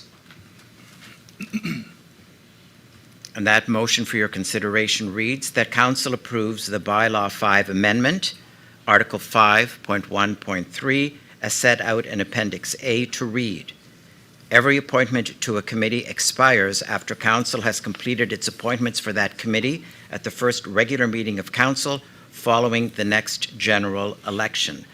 And for your reminder, before we ask for a mover or seconder, I just want to point out that since this is a bylaw amendment, we will be requiring a 2/3 majority in order for this to pass. When we call the question, we are going to ask that everyone put their hand up. Angie and I will count in the room as well as the virtual participants. And as I said, we need at least 17 in order for this bylaw amendment to pass. So at this time, I would ask for a mover and a seconder for this. Ram is the mover.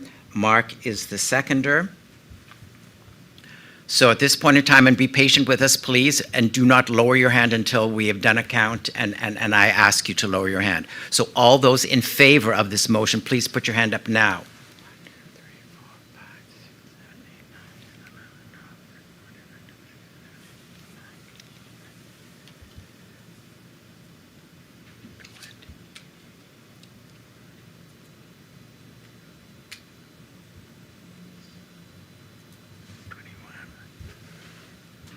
So how many do you have, Angie?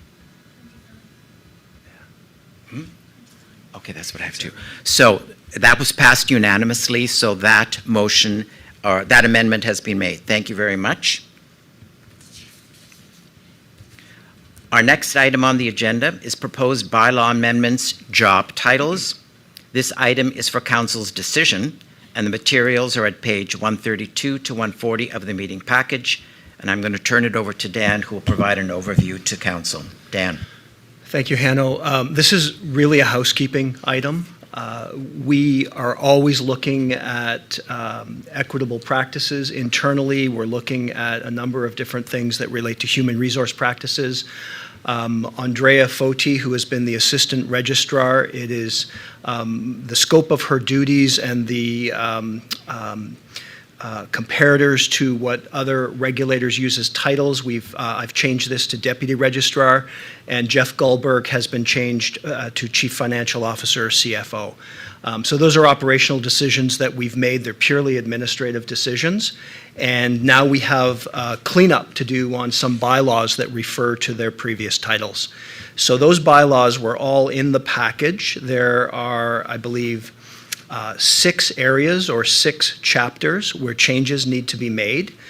We have one slide that I just need to do a correction on the floor, because when you talk this afternoon about the Audit and Finance Committee, there will be some proposed bylaw changes, and one of the bylaws to be discussed this afternoon is caught in the fray of the bylaws that you have this morning, and that's number 4.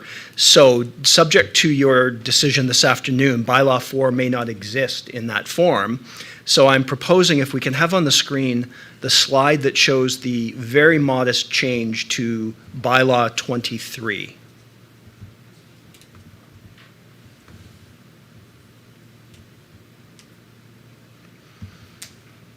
I believe I sent that slide, but if you don't have it, let me know, and oh, here we go. So the change that is being suggested is that we make reference to, and this should have a line through it actually, it's in red. We make reference to the fact that the registrar, the chief financial officer, hereinafter referred to as the CFO. So this language appears in bylaw 4. We're suggesting it be moved to bylaw 23.4.1. And Director Finance and Operations in red would have a line through it, which it did on my original slide, but doesn't appear here. So those are the changes that we are asking you to consider, and you'll find this in pages 135 to 138 of your agenda material. Thanks, Dan. Harinder, do you have a question? No. Okay. Are there any questions for Dan at this point in time? So if we could have that motion, I believe it's motion number 6, on the screen again. And I will remind you, since it is a bylaw amendment, we're going to follow the same process as before, that once it's been read into the record and we have a mover and a seconder, we will ask you to put your hand up, and Angie and I will count to make sure we have at least 17 members in favor of. So the motion that you are considering at this point in time is that Council approves amendments to bylaw 3, 4, 20, 21, 23, and 24 as set out in Appendix A. And if I could have a mover for that, please. Jamie, seconded by Ben. And again, I would ask for your patience and just keep your hands up until we count, and then we will, until Angie and I tell you to put your hands down.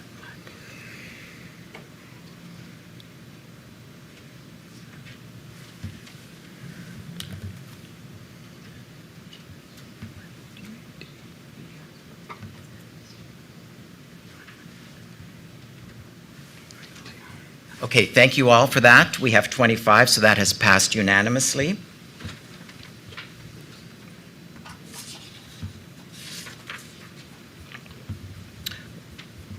And we're going to go to our next item on the agenda, which is a governance matter for the PLP committee.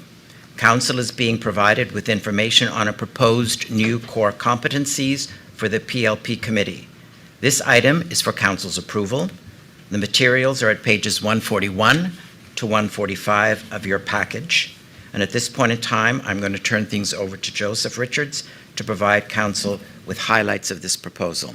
Joseph, please.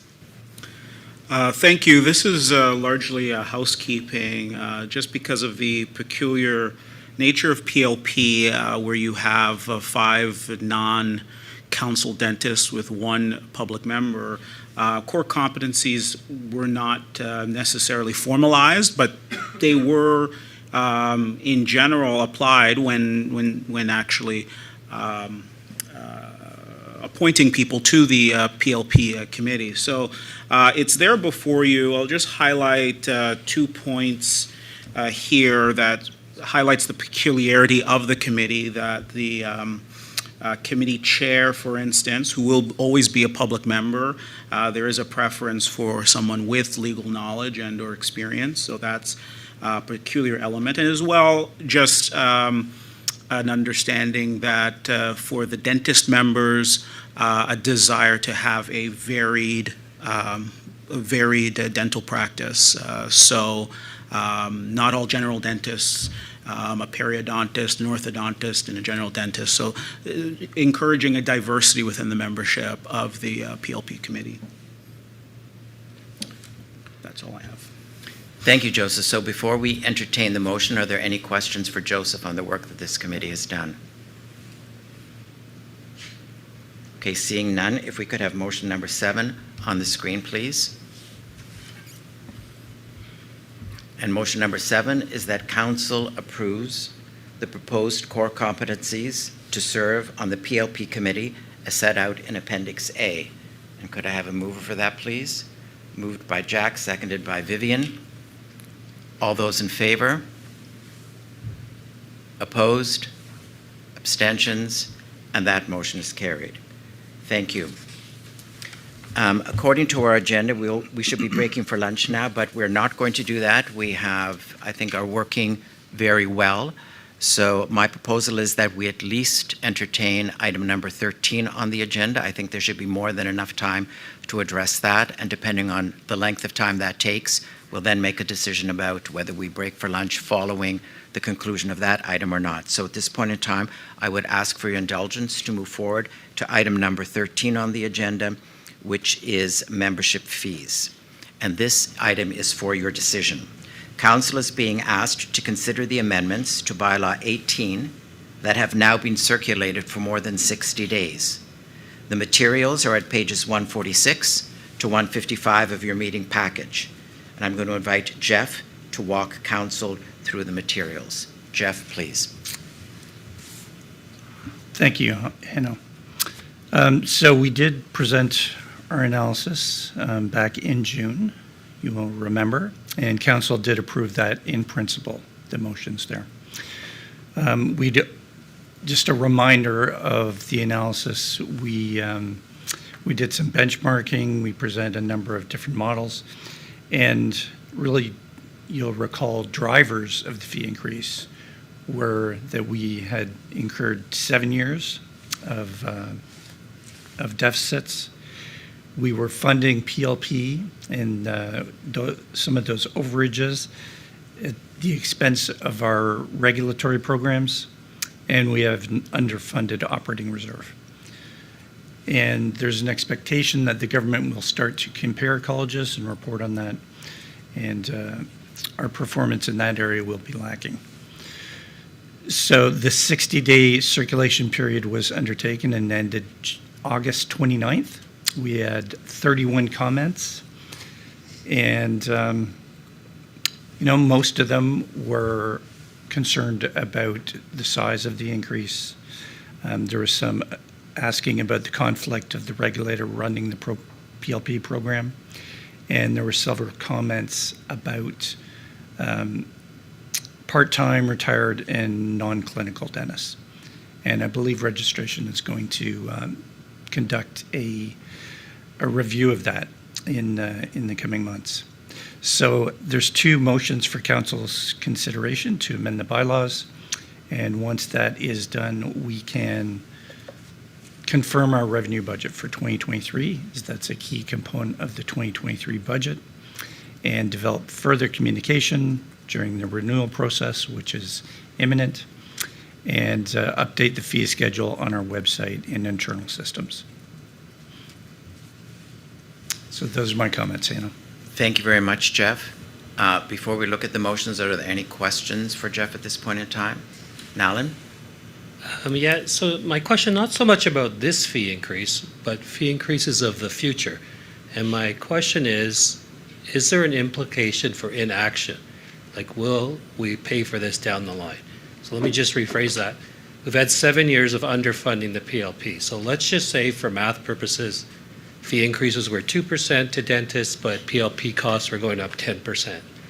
So after 7 years, we have a big deficit. So now we've addressed the issue by having a big increase in fees. However, we haven't fixed this issue, because if the next 7 years are like the last 7 years, we'll have 2% fee increases and 10% increase in costs for PLP, which means in 7 years, we'll have this same issue again. So again, we'll have to address it, but nobody fixed the issue. So my question is, I think we need to act, because there should be some investigation into why PLP costs are going up. And why means 2 things, who and what. who, in terms of dentists, are causing PLP costs to rise, and what, in terms of what procedures. So if we look at dentistry over the last 10 years, two things have changed. Who, well, the type of dentists that we have in Ontario has become much more diverse. We have dentists from all over the world now. So is there a gap in training that we need to know about before the registration committee hands out licenses? And what, if you look at dentistry over the last 10 years, in terms of what gets and what ends up at PLP, I don't think it's the small procedures. A patient comes in for a cleaning or filling for a couple $100. I think it's the large procedures, orthodontics, implants, bone surgery. So dentistry has changed over the last 10 years. Is that reflected in the cases that we see in PLP? Which means, are we remiss in how we regulate those procedures? So who is causing this increase and what procedures are? If we don't investigate that, is there an implication for council down the line? Thanks, Nolan. I'm going to turn that over to Dan first, please. And I'll just mention that I can't raise my hand electronically, so just I'd like to be in line, okay, for next question. Gildo. Okay. That's me. Yes, thank you. Thanks, Gildo. We have that. Thanks, Nolan. I think you've raised a number of really important issues. At the moment, I don't think any of us could answer where we're going to be in 7 years. But what I can assure you of is that within the last 8 months, at least this calendar year and a little bit before 2021 ended, the audit committee is taking responsibility for reviewing all aspects of PLP and has spent considerable time, which Dr. Eckler could speak to as well, considerable time trying to have a much greater in-depth understanding of this program, the financial risks, the reputational risks, and really trying to understand it so that we know how to best structure it moving forward. So we don't have those answers for you yet, but part of the equation is knowing what data we have or don't have, and if we don't have it, can we get it, and really starting to look towards the future, because we don't want to be in this situation. But I think what's been proposed for this cycle with the $485 fee increase, and again, the Finance Committee and the Audit Committee looked at a number of different options for the increase, and there were some that were greater than 485, but 485 was the level that was brought to council at the last meeting. So we're solving a short-term problem right now, but we're not quite sure what the long-term problems might be, but there's active investigation of that by the Audit Committee. Okay, thank you. So, that's my fear, is we're sitting on top of this data, and if there's increased claims to PLP, it means there's increased harm to dentists, to patients. So we have the data, there's more harm going on, and we don't want to be seen to have done nothing about it. That's my fear. Thank you. And my apologies, Gildo, for missing you, but you're on next. Thank you. Dan, maybe this is a question for you and Dr. Lean as well. I have a quick conversation with Dr. Vendetti in July about this increase. I decided to do not send any comments until now that I heard that there are some retired dentists asking for a special evaluation of their case. Then I want to bring to your attention the academic license, that as we all here know, the academic license is just for teaching purpose, and we work under the university premises. I'm sure the number of academic licenses in Ontario is minimum and won't cause any major impact if you decide to do not increase this $400 for the academic license. Two reasons. Reason number one, academic license don't see their own patients. Reason number two, academic license, they are protected by the university insurance if anything happens, because our students taking care of a patient under the academic license supervision, or another faculty member as well.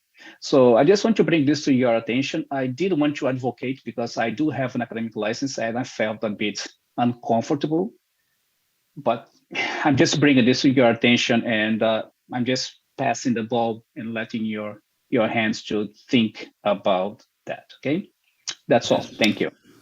Thank you, Jildo. I'm not sure if I understand all the nuances of your question, but the fee will apply across the board to those certificates of registration or licenses that are subject to that fee, and I believe academic licenses are subject to that fee as well. But definitely something that we can think about in terms of the different layers of licensure. I can talk to you offline a bit more about that. Thank you very much. Thank you. Mark, you're next. Yeah, just to comment now and fully support your ideas. We have investigated continually into the frequent flyers of such on PLP. Correct me if I'm wrong, as I'm not on the Finance Committee, but have said on this proposed fee increase is for this year. Then there is none for next year, but does then the cost of living kick in according to this motion? Sure. Jeff? So yes, this fee increases for the 2023 year, and it incorporates the cost of living increase as part of that. So there will be nothing on top of that. And then the proposal, or the expectation for 2024 is it would just be cost of living. Yeah, so it's potentially partially taken. Thank you. Jack? Just a question, we talked about this last meeting. Is there an avenue for a dentist with hardship to make allowances for the increase or for the registration fee in itself? And if so, who does that dentist contact? I'm going to ask, Hillary, can you answer that? Sure, I can try. At this time, we don't have, Jack, are you referring to some sort of payment plan? Is that what you're I'm talking to anything, either lowering Yeah. the actual registration fee. A dentist who has hardship, for whatever reason, would come confidentially to, I don't know who, possibly the registrar, and a settlement would be made that's mutual to both parties. So right now, we don't have something of that nature in place. It is something that we've been chatting about, but for a number of reasons, I don't think that it's feasible that we would have that in place for next year, in terms of a number of factors related to suspensions of licenses and administratively implementing it. But it is something we can chat about more. But for the moment, we don't have that in place, and it's not something we'll have in place for this renewal cycle. Maybe something for the future. I know personally, there's a friend of mine who works, he can hardly pay for his parking with what his income is at a hospital, and yet he pays full fare for registration. Dan? Yeah, thanks, Jack. I think we also have to fundamentally recognize the difference between organizations, that we are a regulator that provides the ability to practice. And I think there is a difference between that and other kinds of organizations that one might belong to, whether it's an association or something else. So I think it would be very challenging for us to have that sort of policy in place.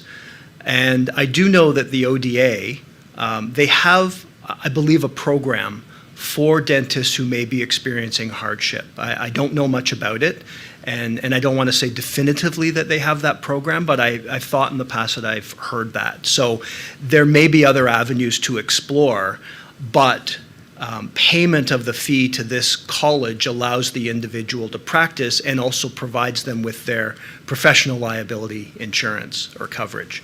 So we have, and I think we'd be hard pressed to have a policy that would change fees for individuals. And how do we evaluate their particular situations? I think that would be very challenging.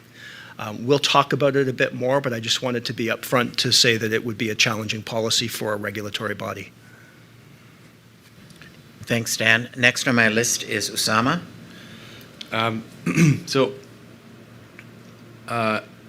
Are we happy with 31 comments? Is it 31 comments that we have? Are we happy with 31 comments on this matter, considering we've had over 1,000 for, what is it, the action plan?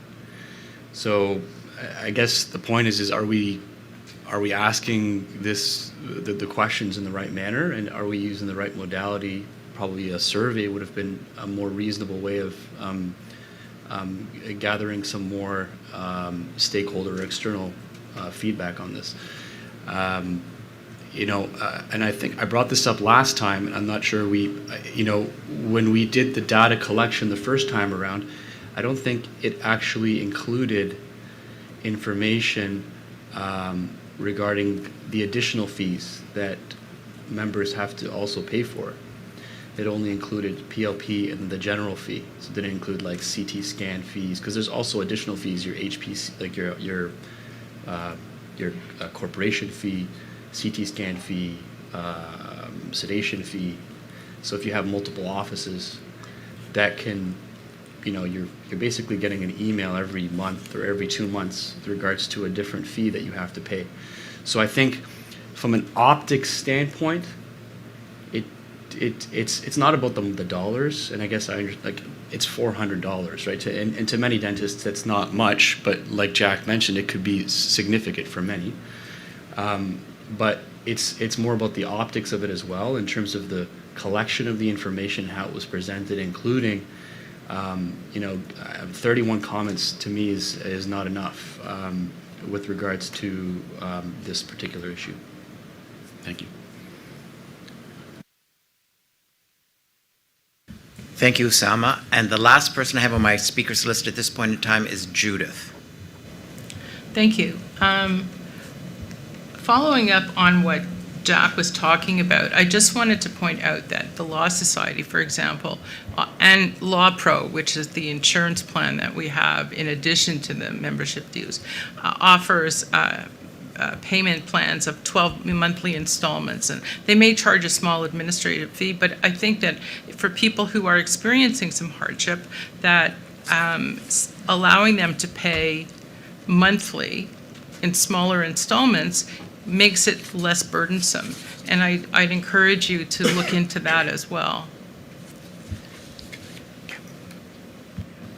Thanks, Judy. I don't know the details of the Law Society or Law Pro, and others here can speak to, there's obviously an infrastructure that's needed to be able to do something like that. One of the challenges that we will always have if we had either, quarterly payments or monthly installments is you know that the payment of the fee is tied to the ability to retain the license or the certificate of registration, and that's paper trailed through regulations and bylaws.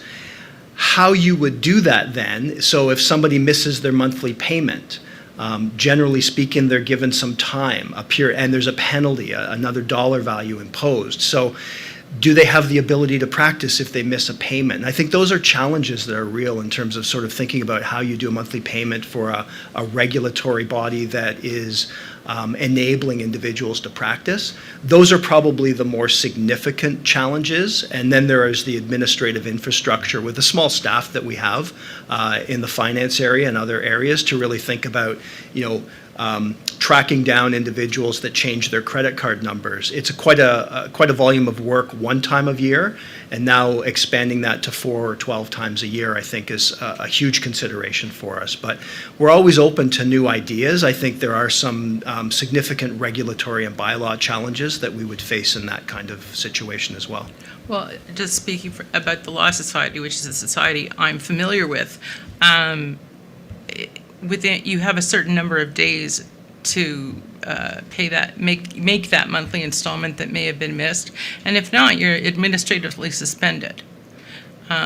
So, I mean, that's the stick, and so if other regulators can do it, I don't know that the Law Society is over. Not that I have tremendous sympathy for them, but I don't know that the Law Society is overstaffed either.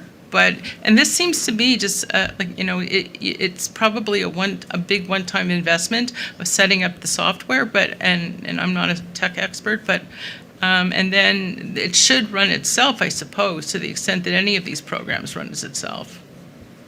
Just my thoughts. I mean, we'll certainly look into what the Law Society is doing and see if it is applicable. They also may have different regulations and bylaws than we're under with being a health professional college. And you're right. Like there are other aspects in terms of cash flow and knowing that we've got appropriate cash to pay throughout the year. So we'll talk about it and we'll have a contact with the Law Society as well. Joseph? Just to respond to some of the concerns that Nolan brought up with respect to PLP, just as an FYI, I recall that it was last year, May 2021, where there was a presentation on PLP. PowerPoint, it's a go-to. I frequently go back to it as PLP committee chair, but it was provided, I believe, to everyone here in council. I encourage you to look and review that to see that incidents reported to PLP, there is some fluctuation, but there's no spike whatsoever, averaging about 1,500 incidents reported per year. And if you look through from, I believe, 2010 to present, 93% of files closed, no payment. So yes, there are some other things that are going on and merit investigation, and I know that Jeff is looking at that very studiously. And but just as FYI for all council members, to circle back and look at that helpful PowerPoint presentation that was provided to us by Alan LaChapelle. Thank you. Thanks, Joseph. Next on my list is Mark.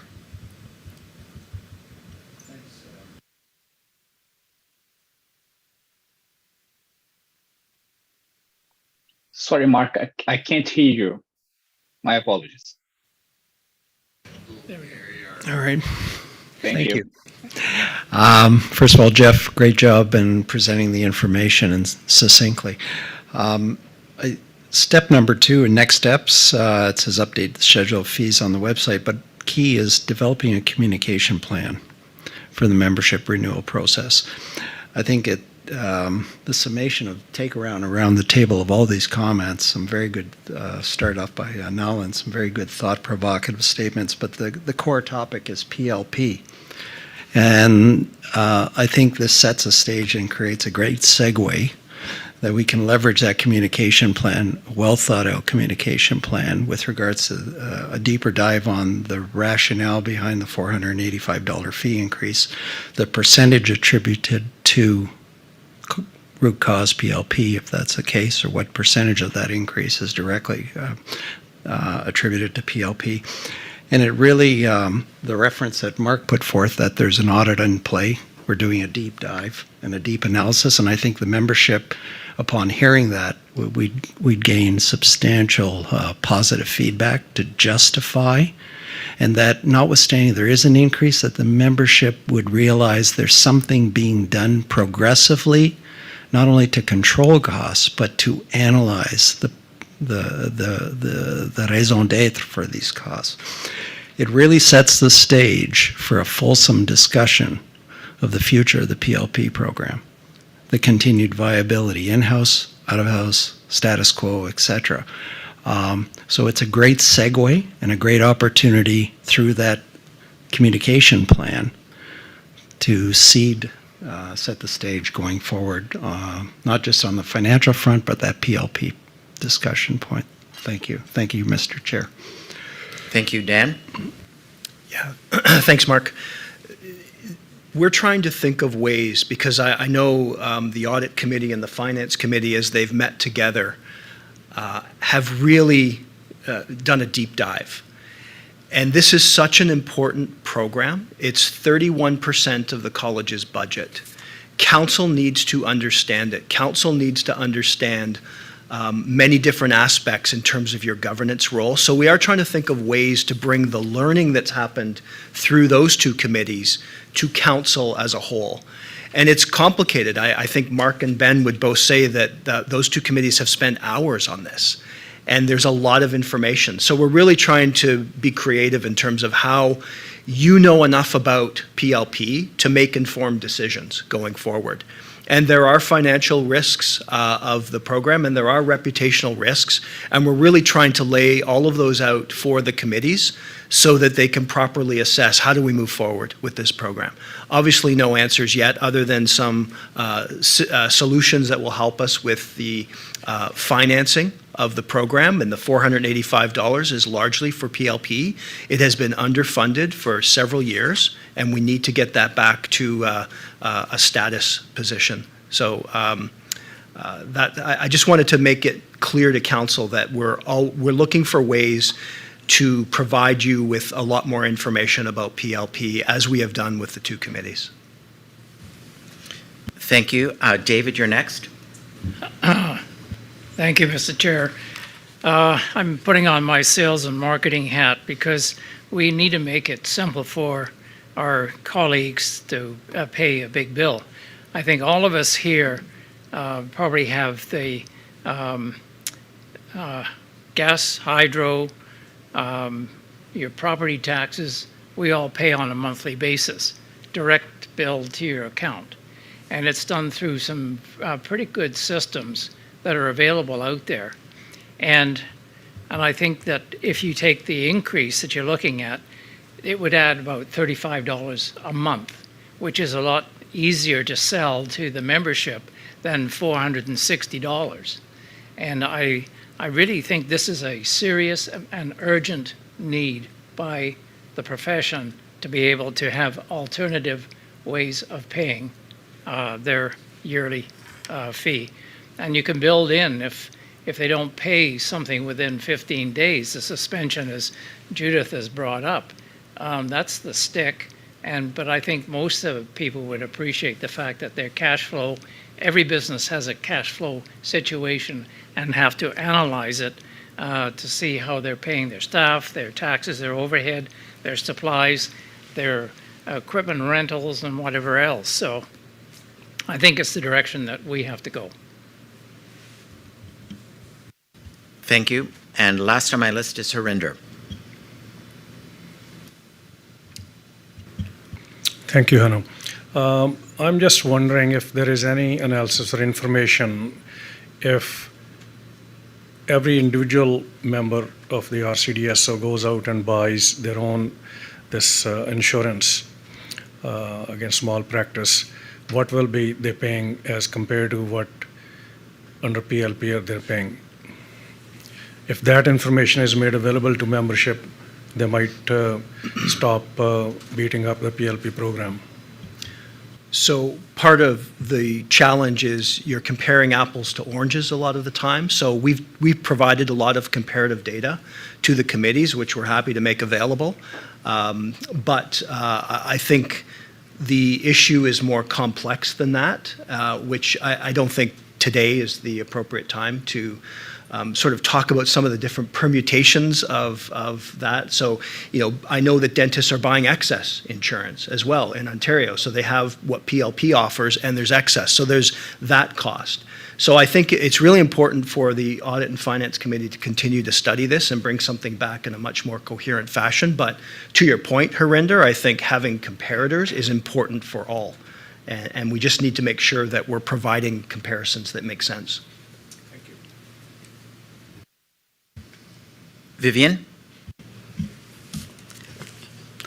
Also talking about PLP, I was wondering if there was any consideration when you mentioned frequent flyers that you will charge these people more for the membership fees, like insurance for driving. If you crash and your insurance goes up. Everything's on the table. Thanks. Can I make a comment on that? So there is a step-up deductible. So if you have one case, you'll be you'll have to pay $2,000. If you have 2 cases, you'll have to pay $5,000, and it goes to $10,000 and $20,000. So there is an impact on the member for having multiple cases. Thank you. Now, at this point in time, I have no other people on my list. I've been trying to watch. I was about to put Mark on my list. It was kind of like an auction. He moved his hand, and I was ready to write his name down. Turns out he didn't need to speak, but I will provide the opportunity again. There have been a lot of good questions and a lot of good comments made, but before we entertain the motions, is there anyone else who has a comment or a question they would like to pose at this point in time? Jamie?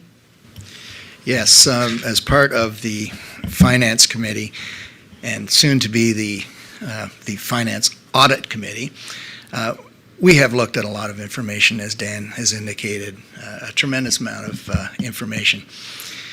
I think if we go to a payment plan, I think while it would be perhaps helpful to some dentists, I think the whole increase in fees in general is a cost of doing business.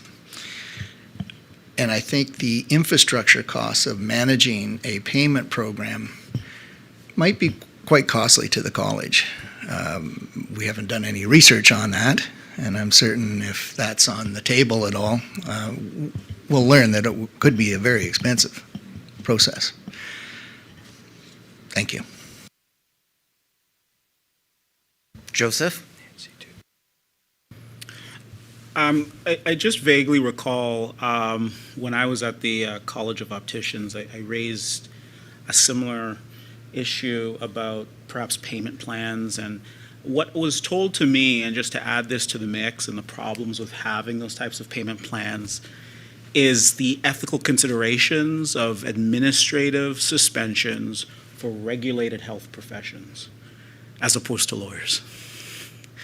There are some issues, perhaps even legal issues, with suspending somebody for not paying on a monthly payment, in a monthly payment versus in terms of not paying at the beginning of the year. There's some issue in that regard. So just something to keep in mind that if you go down the path of administrative suspensions, that can be problematic on a long-term basis. Thank you, I have one quick comment. Okay. Go ahead, please. I'm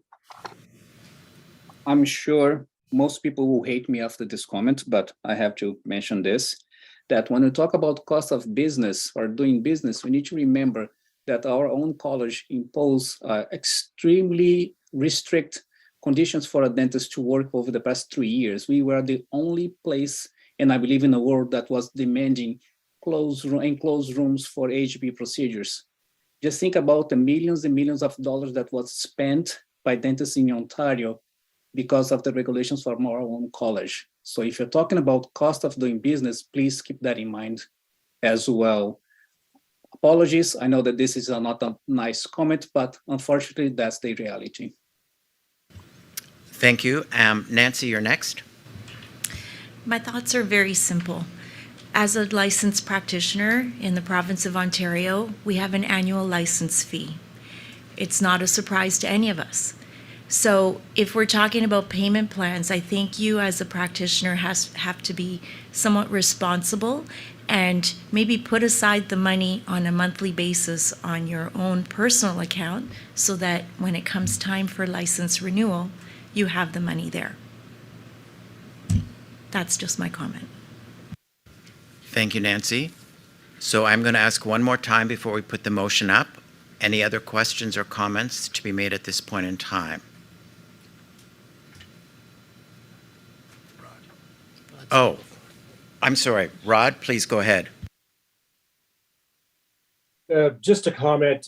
I sit on the Audit and Finance Committee at the moment with Mark, and just to gently remind the dentists, I empathize with the costs that they're undergoing and have undergone the last 2 years. But remember that the regulatory and PLP fees that are paid by the dentists in Ontario are some of the most, if not the most competitive in Canada.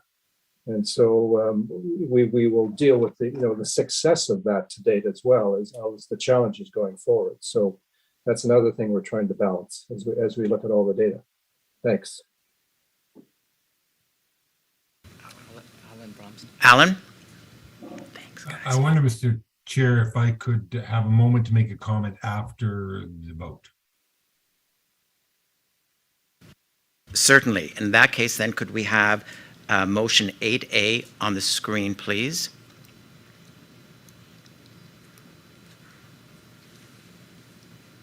And for your consideration, Council, motion 8A is that Council amend bylaw 18 to amend the college's fees as set out in Appendix A, such amendments to be effective on October 1st, 2022. And I would ask for your indulgence again after I ask for a mover and a seconder that this is a bylaw amendment, so we will be looking for a 2/3 majority.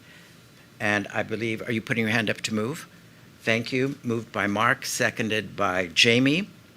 And again, I would ask to keep your hands up in the air until Angie and I have done a full count. All in favor, please raise your hands.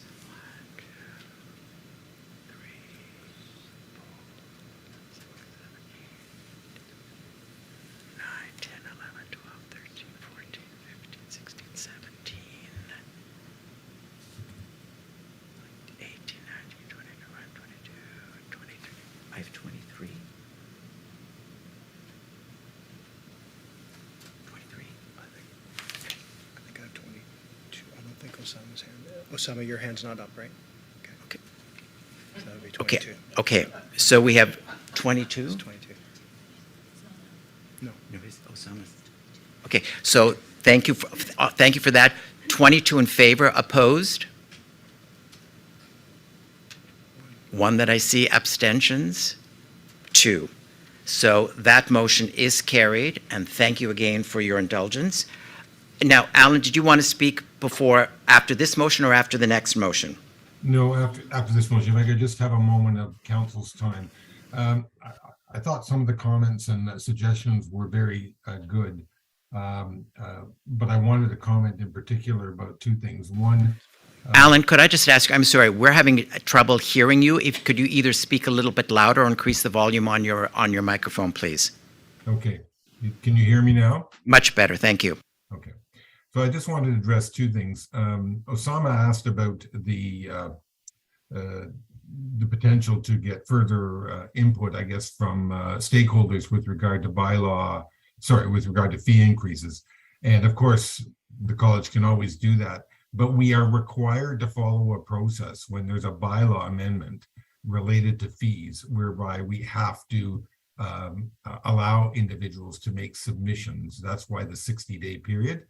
And when you get these responses, it's within that process, which is outlined within the Regulated Health Professions Act. So it's a specific requirement that's being met. That was one, and that's just a minor matter. The more significant matter, I think, is that, well, the idea of having a program where persons could pay monthly or quarterly or in some other arrangement sounds really good. And it may work for something like the Law Society. Dan touched upon this. It is a very, look into anything you want. It is a very complicated set of changes that would have to be made. For example, we don't have a regulation governing administrative suspensions at the moment. You need to open up and obtain a regulation to deal with that. You'd have to have significant numbers of changes of bylaws in order to do this. And at the end of the day, you need to ensure that at least 2/3 of the people at council supported it. So it might turn out to be an awful lot of effort without any positive result. But what the Law Society and other organizations can do is not necessarily what Regulated Health Professions can do. I don't know of any RHPA college that deals with this other than on an annual basis. I'm not saying there isn't one. I just don't know of one, and I do know of the bylaws regarding a number of colleges. Thank you, Alan. And if I could ask to have motion 8B put on the screen now, please. And for your consideration, motion 8B is that council amend Article 18, 6.3.13.1 of Bylaw 18 to replace October 1st, 2022 with October 1st, 2023, thereby suspending the CPI adjustment of fees. And if I could have a mover to that, please. Moved by David, seconded by... Brian. Oh, sorry, moved by Brian, seconded by... Richard. This, again, is a 2/3 majority, so I'm going to ask you all to hold your hands up while Angie and I do a count. So all those in favor of that, please raise your hands. Okay, so 1, 2, 3, 4, 5, 6, 7, 8, 9, 10, 11, 12, 13, 14, 15, 16, 17, 18, 19, 20, 21, 22, 23, 24. 24. Okay, 24 in favor, opposed, abstentions, 1 abstention, and that motion is carried. Thank you very much, and thank you very much, Council, for your patience in holding your hands up. At this point in time, it is almost noon, so I'm going to suggest we've done a significant amount of work already this morning. We've moved ahead in the agenda, which is also a good thing. We will take a break for lunch for an hour. Just a reminder that council members who are joining us virtually to just please turn off your videos and mute your microphones and return for I'm going to say a 12:55. Sure. A 12:55 start. And for those watching today, the meeting on YouTube, we will stop the live stream for lunch, but we'll resume again at 12:55. Thank you all and enjoy your lunch.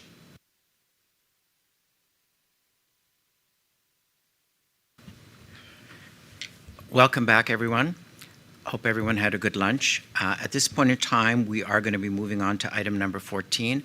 But before we do that, Judith had asked if she could have an opportunity to make a comment. So Judith, I'm going to turn it over to you briefly, and then we'll move on to item number 14, please. Thank you very much. I was sort of hesitant to say anything before the break, but I was thinking a lot about the conversation we had on the last item, and I just wanted to share a little bit of my thought about that conversation with you, because I think, and I don't think I'm alone in feeling this way, and I don't question the expertise, the knowledge, or any of that, or how much work gets done in this college. But when I hear suggestions coming from council, and the responses are basically roadblocks in terms of why it can't be done, I have to say I find it really frustrating. And I know that you have a much deeper and broader base of knowledge about these things, but it's not always the case that things can't be done. And I know you have a lot on your plate, but I think that a lot of the suggestions that I heard in the last round of discussion were good.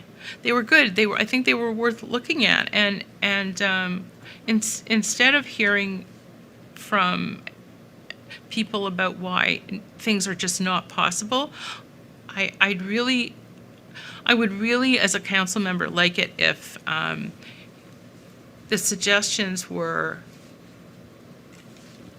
the reaction to suggestions was a little more positive and a little more. I mean, for example, when Osama spoke to the issue of the only 31 responses, and then Alan said, well, that met the criteria. That doesn't mean that you can't sort of solicit responses to different questions above and beyond that. So just meeting the bare minimum so that we can say we met the standard isn't really, I think, getting the best out of what's available out there. I just wanted to say that because I'm feeling a little frustrated. And I don't mean any disrespect to anybody here. I acknowledge the hard work that you do, but I think that as council members, we take our job seriously, and I would just like a little bit of more sort of openness. Thank you, Judith. I'm going to let Dan respond to that Sure. before we move on. No, thanks for those comments, Judy. I think it's important, if you're concerned, that we hear them. There's no intention to be roadblocks. As staff, we're here to serve council. We're also running a large organization, and it's important to hear suggestions.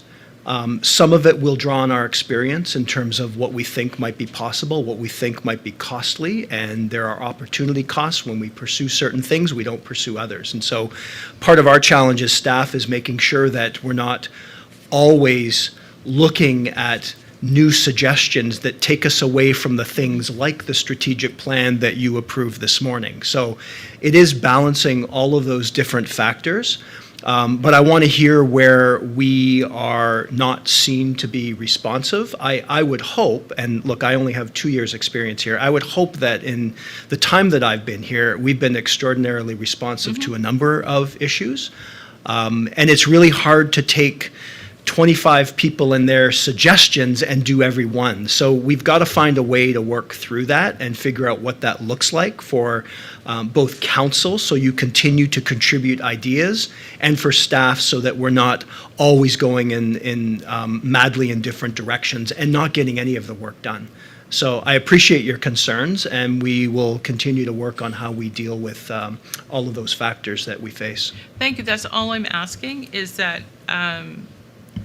as I said, that maybe a little more openness to the suggestions, even though I know what it's like to be in your position and go to a board meeting and feel that, I've got it covered. But we have a lot of expertise around this table, and a lot of experience around the table. And I wasn't the only one that was feeling a little frustrated, and I just thought I would say something. I wasn't expecting, a great answer. I think you're doing a fantastic job here, but all of you really. But if you want the council to be engaged, then I think that we need to feel that our contributions are meaningful, and sometimes it doesn't feel that way. Thank you for expressing those concerns. I would like to draw council's attention to item number 14 on the agenda now, which is the next item that we will be looking at. It is a recommendation from the Audit Committee and Finance, Property and Administration Committee regarding a merger of the two committees. This item is for council's decision. The materials can be found in pages 156 to 172 of your package, and I'm going to be asking Ben Lynn and Mark Eckler to take council through the recommendation. So either Ben or Mark, I'm turning it over to one of you. Thank you. Thank you, Hanno. The college has had two committees of oversight of financial practices, the Audit Committee and the FPA, for many years. Typically, Audit has reviewed past results, and FPA's roles has been to consider the future financial environment. As the college has grown in size and complexity, we have experienced an overlap of topics which has led to confusion of roles and responsibilities of the two committees. Some topics have aspects which can span both committees. For example, PLP has a risk profile reviewed by Audit and the financial results of the program reviewed by FPA. It would be more effective for one committee to understand all aspects of the program. To overcome these challenges, we have started to hold informal joint meetings where Audit Committee members are guests at FPA meetings and vice versa. Our first meeting was the budget meeting in 2021, and we have continued the practice for 2022.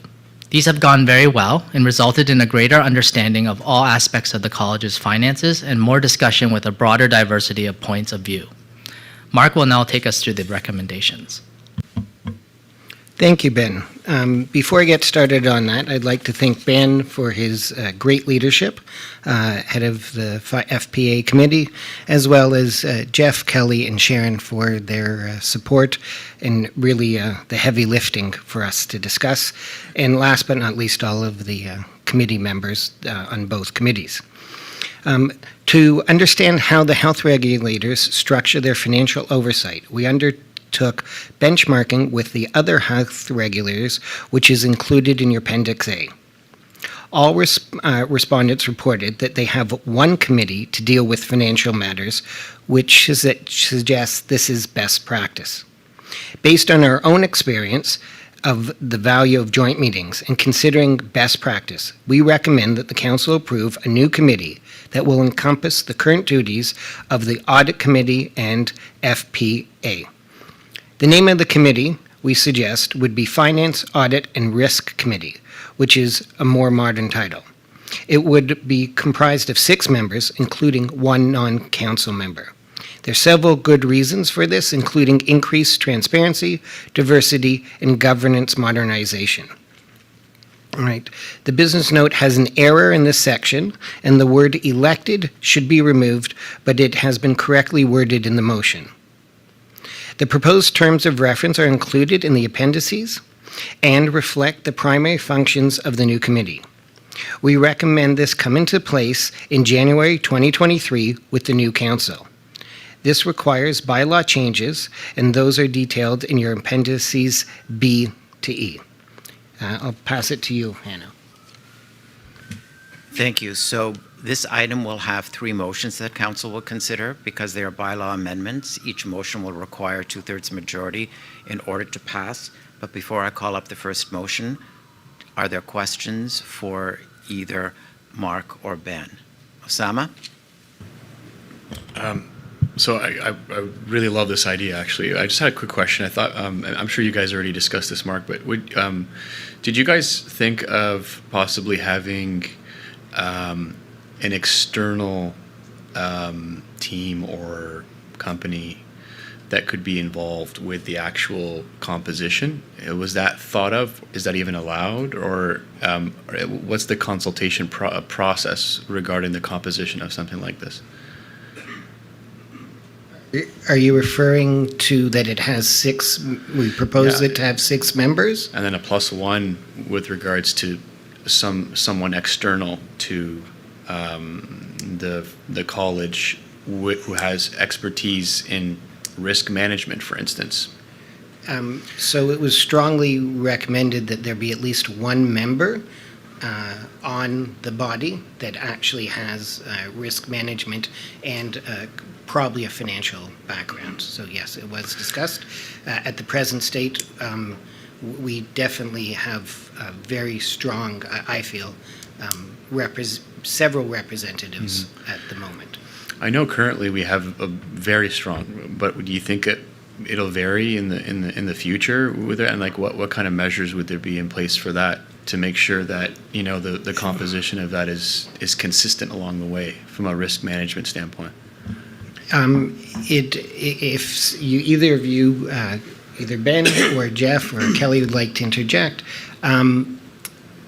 it was strongly recommended that at least 1 member, and part of that composition is taken from the council that is elected, plus we have one of those 6 could be a non-council member.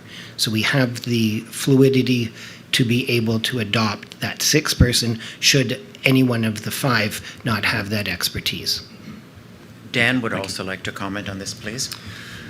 Yeah, thanks, Osama. I think you're seeing, in this package, you're seeing part of the information. So what you're seeing is related to council's authority to appoint the kinds of members that it wants in terms of the elected member, or sorry, the selected members, the members of council who are professional members, the public members, and so on. You're not seeing the competencies that have been created for the committee, and I'm not sure it's in the package or if anybody has access to it right now, but that is also a guiding post for the nominations committee.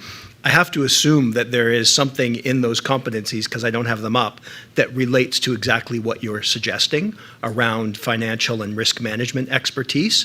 But that's not in here, but it's definitely a part of the selection process for committee members when we get to that point later this year. But I will double check and make sure that your point is reflected in that. Thank you. Jack? Thank you. The motion makes good sense, and I certainly support it. Just want a clarification with regards to composition. You have 1 non-council member. Can that non-council member be a dentist? Does it specify dentist or non-dentist?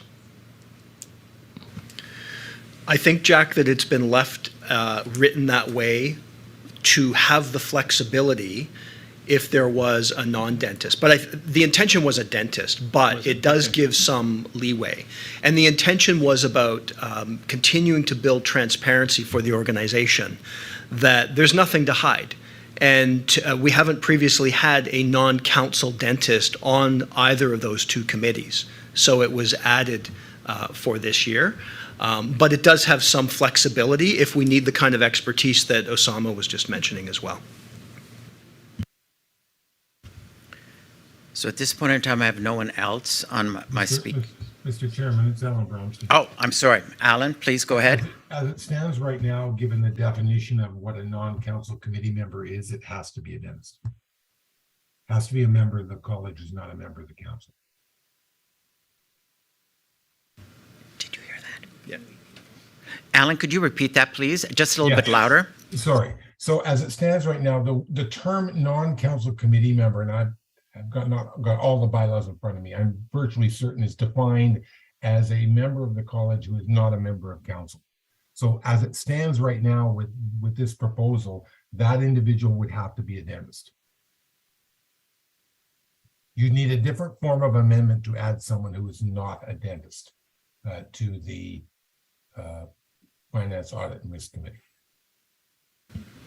Thank you for that clarification, Alan.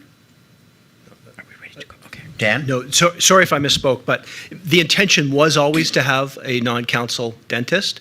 So I did misspeak in terms of what it could be, but Alan's clarified that there's a bylaw that defines non-council member. Understand. Thank you. Nancy? I just have a quick question. Again, on the composition where it says 2 elected members of council, I only ask this because with the new governance that's happening, how they're going to be appointed members, should we still specify elected council members, or should it just say 2 members of council? Thank you. I'm going to throw that over to you, Jeff, please. Yes. Mark mentioned in his comments that was an error in the BN, so the word elected should be struck out.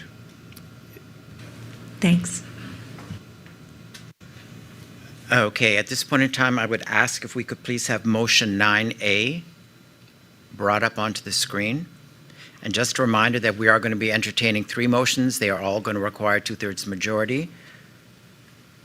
So the motion that we're currently considering is that Council amends Bylaw 4 to revoke Chapter 4.8 and to amend Chapter 4.11, thereby replacing both the Audit Committee and the Finance, Property, and Administration Committee with the newly created Finance, Audit, and Risk Committee as set out in Appendix B, such amendment to be effective on January 19th, 2023.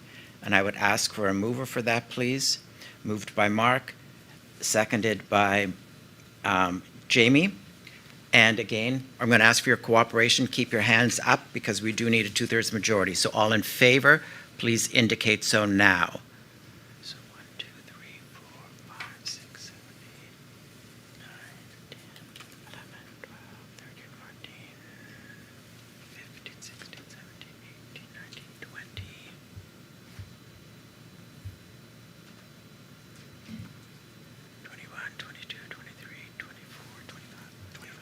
Thank you all. So we have 25 in favor, so that is unanimous.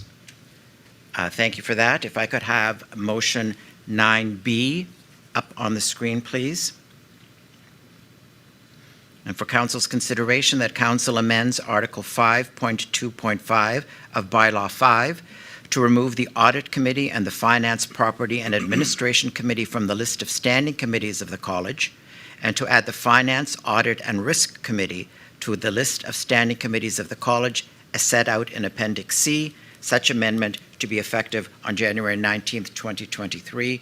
And I'm looking for a mover. Moved by Ram, seconded by Osama. And again, I would ask for your cooperation to keep your hands up until we do the count. All those in favor, please indicate. 1, 2, 3, 4, 5, 6, 7, 8, 9, 10, 11, 12, 13, 14, 15, 16, 17, 18, 19, 20.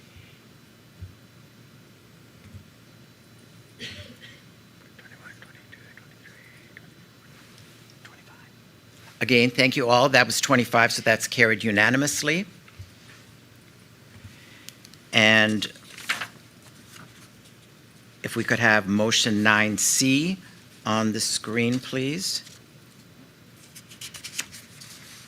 That council amends all of the bylaws of the college, including Articles 10.3.1 and 10.6.3 of Bylaw 10 and Articles 23.4.1.1, 23.4.2, 23.4.3, and 23.5.1 of Bylaw 23 to replace any and all references to the Finance, Property, and Administration Committee or the Audit Committee with the Finance, Audit, and Risk Committee as set out in Appendices D and E, such amendments to be effective on January 19th, 2023.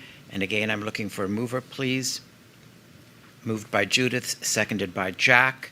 And again, I would ask for your cooperation to keep your hands up until we do a count. All those in favor? Okay, 1, 2, 3, 4, 5, 6, 7, 8, 9, 10, 11, 12, 13, 14, 15, 16, 17, 18, 19, 20. Thank you again. That's 25, so that is carried unanimously. So thank you for that. And thank you for cooperating and holding your hands up for such a long time. Next item on the agenda is the Registration Committee composition. This item is for Council's decision. The materials are on pages 173 to 177 of your package, and I'm going to turn it over to Dana now, please, to make some comments. So Dana, over to you, please. Thank you. This issue relates to the future composition of the Registration Committee and is related to the overall governance structure of college committees. Currently, registration is one of the few college committees that does not have representation from a non-council committee member. The other statutory committees that consider individual matters all have non-council committee representation. Having non-council representation on committees adds to transparency and accountability. It also allows for an opportunity to include individuals with specific skill sets and diverse perspectives which may not be represented in the smaller council group. And to clarify, this is a dentist. Benefits for the committee also include more flexibility with quorum and with scheduling. Both the registration and executive committees considered this change and are supportive. And just now you passed a similar change to the new Finance, Audit, and Risk Committee. Currently, the registration committee is composed of at least 3 dentist members of council and at least 1 public member. If you pass the motion today, 1 non-council committee member will be added to the composition of the registration committee when council appoints the new committees in January 2023. So again, looking for a bylaw change that would be effective January 19th, 2023. Thank you. Thank you. Any questions or comments? Seeing none, if I could have motion 10 on the screen, please.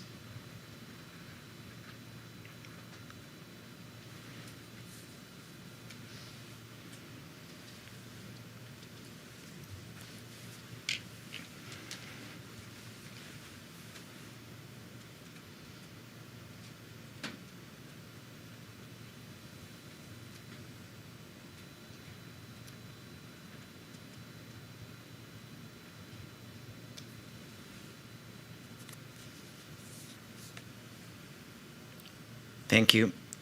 And bear with me, it's a lengthy motion. That council approves an amendment to Bylaw 4, Article 4.2.1, to add 1 non-council committee member to the composition of the Registration Committee as set out in Appendix A, commencing when the committees are appointed in January 2023 to read. The Registration Committee shall be composed of the following members. A, at least 3 members of council who are members of the college. B, at least 1 public member of council, and C, 1 non-council committee member, and such amendment to be effective on January 19th, 2023. So again, I'm looking to a mover for that, please. Moved by Vivian, seconded by Harinder. And again, this is a bylaw amendment, so I would ask for you to keep your hands up until we do a head count. So all those in favor, please indicate.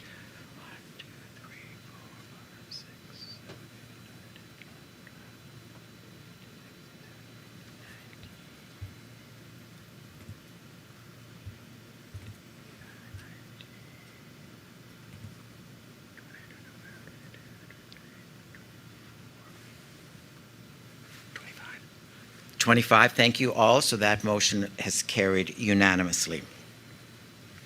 The next item on the agenda is a policy on reimbursement of council committee member expenses to reflect the current economic environment.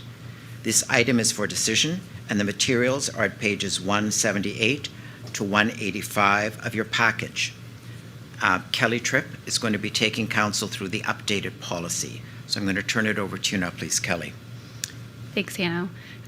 Good afternoon, everyone. As said, to ensure expense reimbursement will reflect the current economic environment, we looked at this policy. The last time the policy was updated was in September of 2018 and has not been looked at due to moving to a virtual meeting structure. Inflation has been at elevated levels since the pandemic, and therefore I'm just going to run through a summary of the proposed changes. So the first update is to the policy name to make it more concise and update the stakeholders that the policy applies to. The airfare changes are going to reflect a class of economy fare that adds flexibility, especially with an increased chance of cancellations. Accommodation increases from $350 to $425, excluding taxes and fees.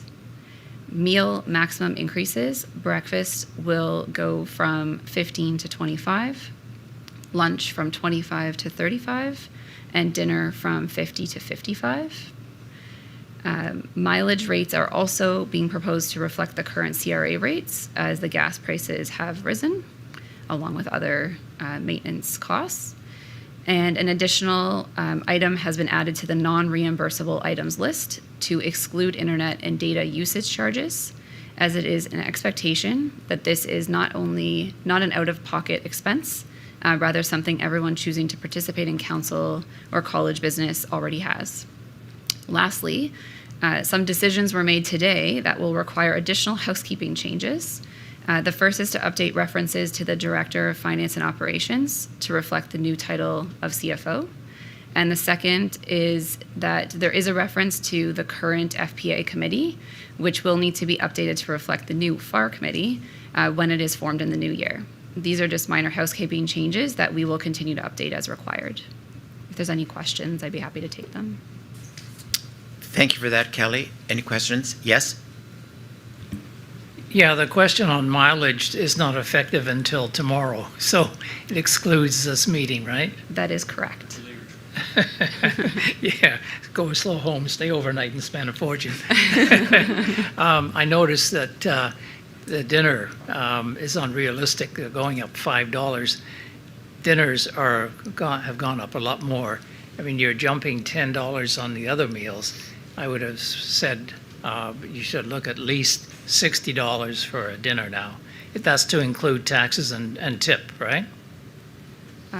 It is, yes, including taxes and tip. Okay, you won't find a place around here to do that unless you're having a hamburger. Thank you, Mark. Thanks, Mr. Chair. Just to clarify, this briefing note is applicable to dentist members, not public members, correct? That is correct. Public members are reimbursed through the ministry. Thank you. You're welcome.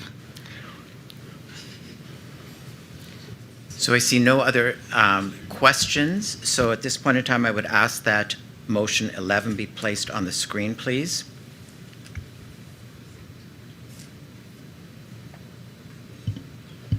And the motion for your consideration is that Council approves the updated reimbursement of Council Committee members' policy as outlined in Appendix B.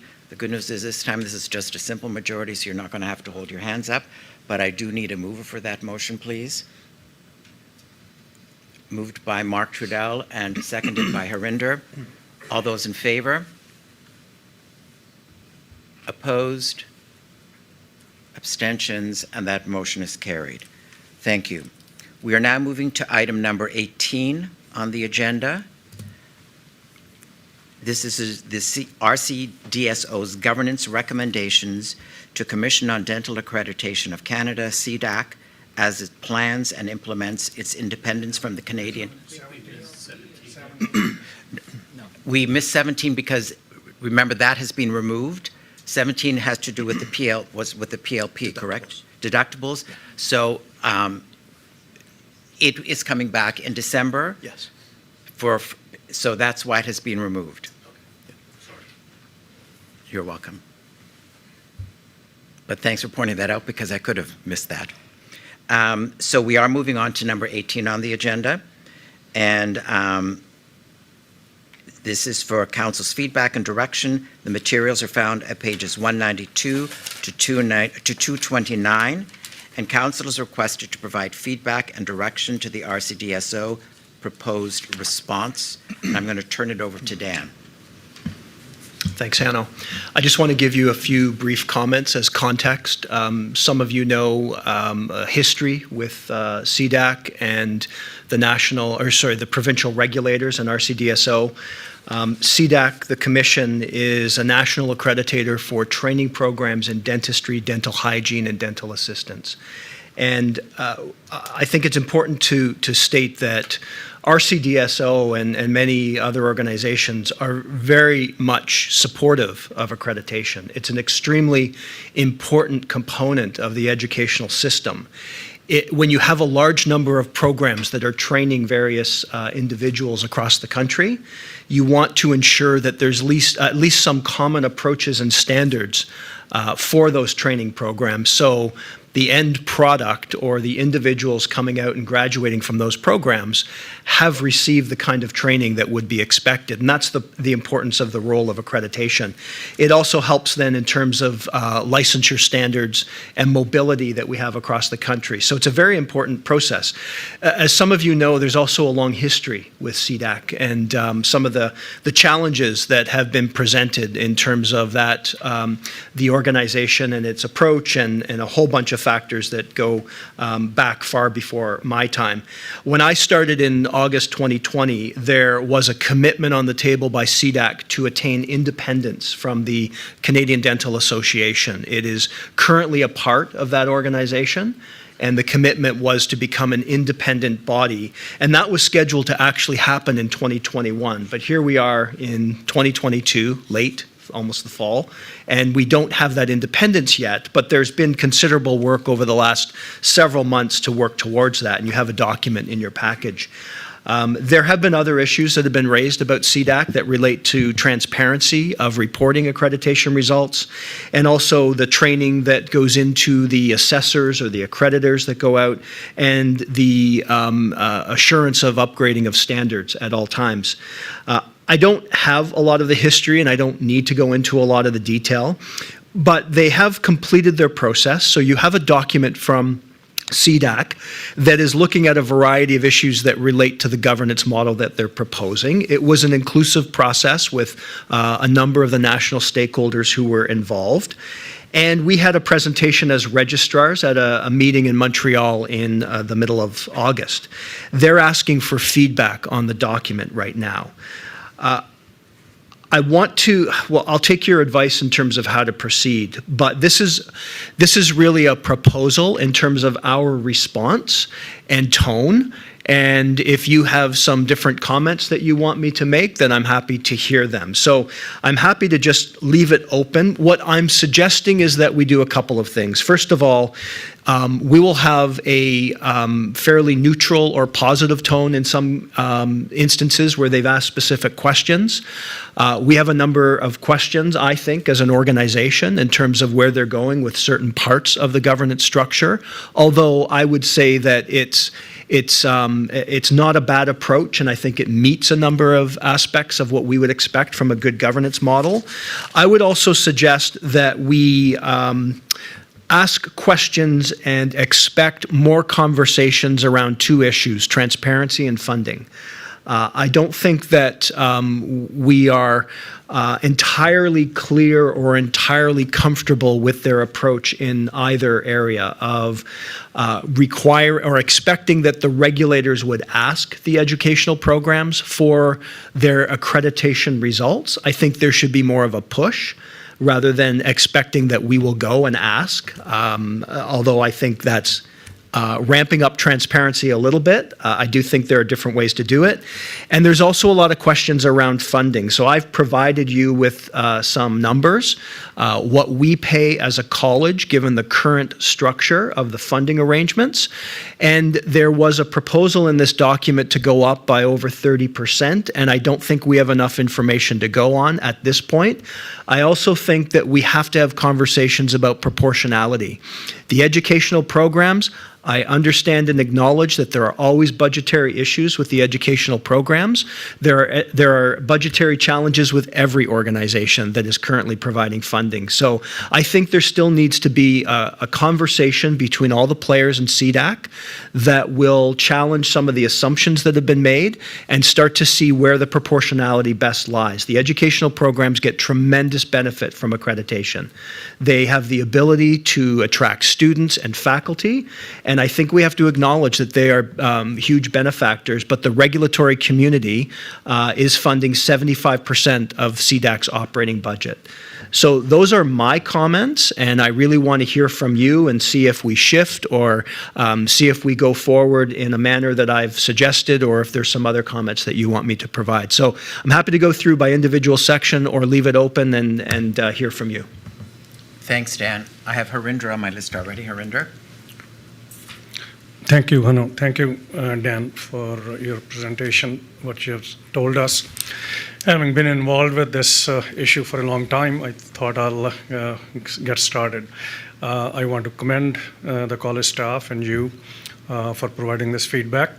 I totally agree with you that they need to be more transparent about providing the accreditation reports to regulators. That was one of the issues which came to head last time with many programs, and I think it's a good thing for regulators to know which programs are doing well, or if there is anything which even regulators can assist them in getting there where they want to. And the second is the financial issue. I agree with you as well that they should be looking at other sources, which might be educational programs. And the third one is the suggestion you have made is on having not 3 or 4 committees for accreditation, rather than having one committee with representation from various professions. And I think that can also help in reducing the cost. Thank you.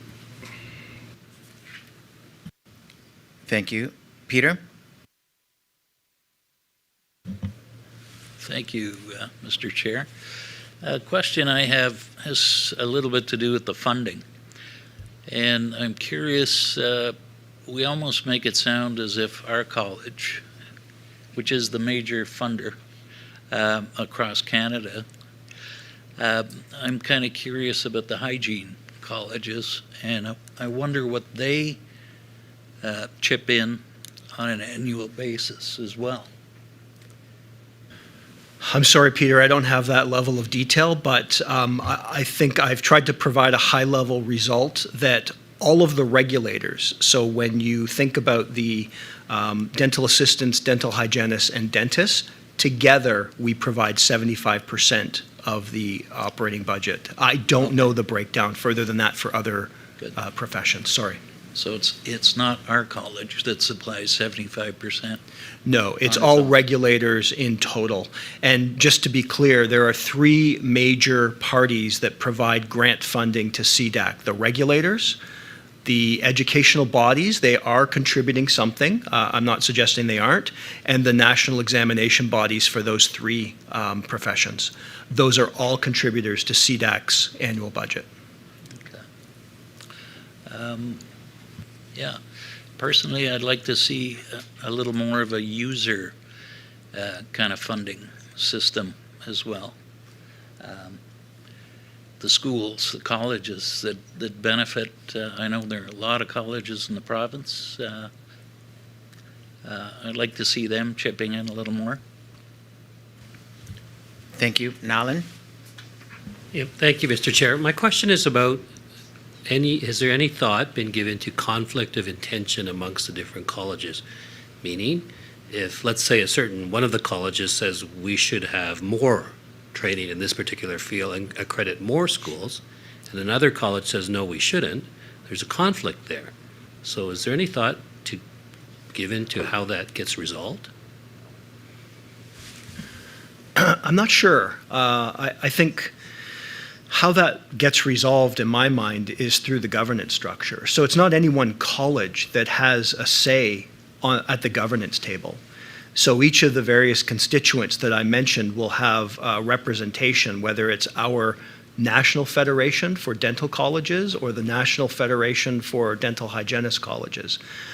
So that's where those kinds of decisions would be made around the board table, much as if you would make decisions here about the oversight of dentistry. So I'm not sure if I've completely understood the nuance of your question, but no one college has a say. That, I think, though, raises an important point, if you can allow me a tangent for a moment. We contribute a significant amount of money, but we don't have any service agreement. We don't have right now any ability to have expectations for what we're contributing other than a high-level global, that's the body that does accreditation of schools. So I think there's a little bit of, how do we get a little more of our expectations met because we are a significant contributor? And then to your point, some of those decisions that are made on an oversight basis for the organization would come through their board.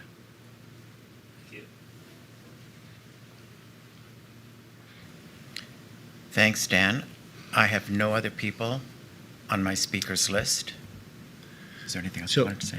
So we don't need a formal motion, but what you've read in the briefing note will be the essence of the response back to CDAC, and it will have a fairly positive tone towards the governance recommendations, and we'll also ask those questions, as I've mentioned, around transparency and funding. Okay.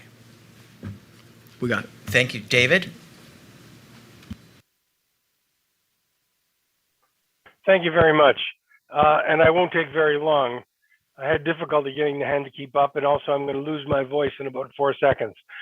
I wanted to, first of all, support everything Harinder just said. Harinder and I, in our previous lives, had a great deal to do with this issue, both at the college and through the universities.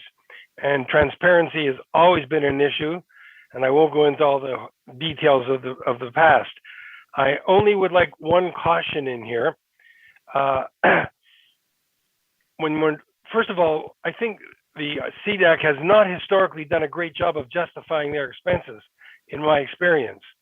The universities also, by the way, have never gotten an answer from them in the way of justifying what we're spending our money on exactly. But the caution I would have is the universities have very limited, and I'm thinking of Ontario, it varies somewhat from province to province. But the universities in Ontario have very limited sources of funding for this sort of thing. I don't agree with one of the things Dan said. I think the regulators get the most advantage from this because the regulators get to ensure that a standard has been established on a national level that they can trust, assuming the accreditation works properly. The universities, to some extent, suffer from the accreditation because we spend months preparing all the documentation and very often have no recourse when the criticisms are inappropriate. So all I would suggest, and any increase in the cost of the universities basically goes back down onto students, and dental students pay the highest fees of any profession in this country. So I understand that the distribution right now is not equitable. I felt that all along. It can be adjusted, but I would just caution that you don't put this, as it sounded a bit like it might happen, back onto the universities. Because the universities, this would only reflect on students. Thank you. Thank you, David. I very much appreciate your comments. I think where I'm coming at this issue is that we at least have to have that conversation. What I have seen from the document and from the presentation of CDAC is almost like it's just an assumption. Well, money can't come from here, so we'll go to everyone else. And I think it begs a conversation then about that. And it needs that conversation about who is benefiting from this, because I think we can make a case that all of the parties are. And I'm not resistant to paying as a college. I'm not resistant to paying for something that we understand what we're getting. And it's really just making sure that we have that complete understanding and that the parties actually come together in a different way than my 2 years, and I'm not suggesting this hasn't happened over many years before me, come together in a different way to really talk about where the funding should come from. Because for us to also go up, comes from the dentist. So I think we're all talking about different constituents that have to pay, and I think the assumption has been that the regulators have the deep pockets and they'll pay. So all of that may be true, but I think we need to talk about it. I concur. Thank you all. So at this point in time, it says on the agenda that we're taking a break, but we are not going to be doing that. I think even though we've had great discussion and great questions being posed, we have been very time efficient. So I'm proposing that we move ahead to item number 19 on your agenda.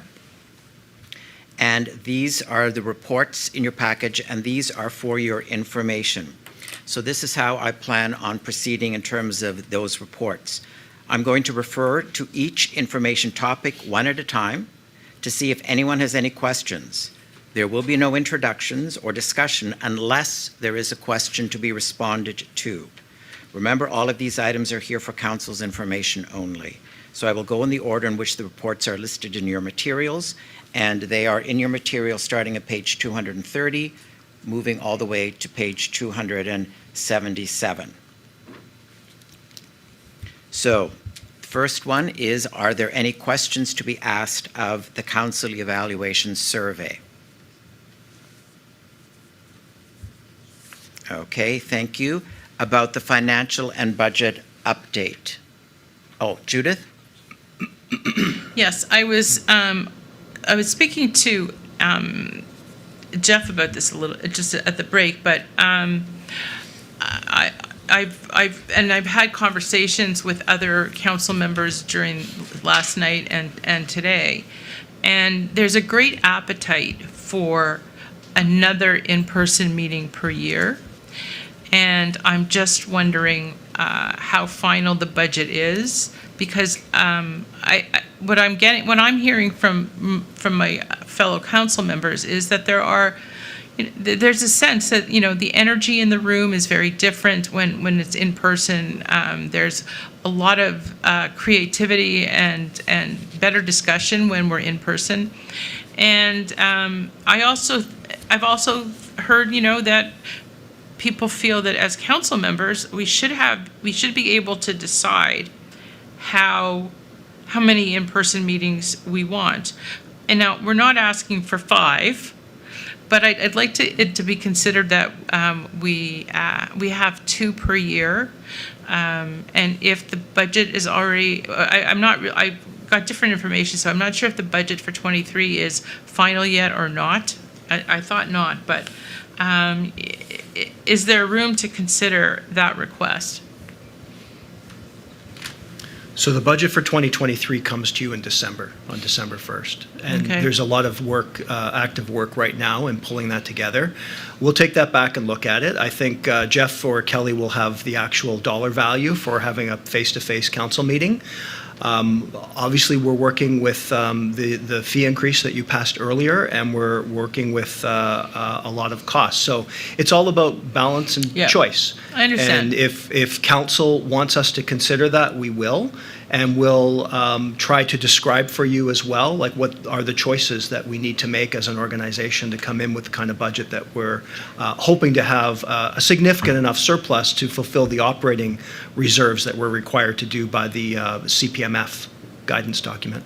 Thank you. Thank you. Jack? Thank you. And Jeff, we spoke yesterday about the budget, or at least the budget update. And for instance, page 238 is a statement of operations for July 31st. And I know I just glanced at my stock portfolio, and it's been terrible the last little bit. Up a little bit today, though. Potentially, we lost upwards of $1.7 million on our investment revenue. I know it's not really money gained or lost, and I know the market's in flux. Can you show us where our investments are and give us some prediction of how things are going to go in the next 6 months, next year? Sure. So I can tell you what we invest in and some of the process. I don't know if I can tell you what's going to happen in the next 6 months. I think we're headed for a mild recession. That's what our advisors are telling us. So right now we hold 80% of our investments in fixed income. So GICs, corporate bonds, provincial bonds, all sorts of government bonds. So those are very safe. We keep everything until it matures. We do have, as of, let me start my video, that, we do have 20% in equity. And those are in index-linked ETFs. So we have one for Canada, we have one for the US, one for Europe, and one for NASDAQ. So they just follow those markets. So we do have an investment policy, which has been reviewed by this council. And we have a professional advisor who works directly with me and comes to FPA at least twice a year to talk about the strategy and different ways we can invest. So holding these equities, the thought from the very beginning was this is a long-term strategy. We do receive dividends from each of those every year. We don't intend to buy and sell equities or try and time the market. And people's portfolios in here probably mirror what's happening at the college. But the intention is, there's going to be years where it's down and years where it's up. Last year was up more than 1.3 million. So right now we're in a downturn, but it is a long-term strategy. I don't know if that gets to what you need, Jack. No, thank you, Jeff. Thank you, Jeff. Next report to consider is the Access to Care update. Any questions?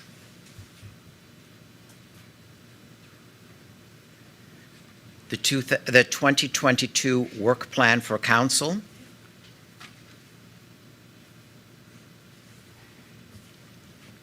The report on current strategic plan.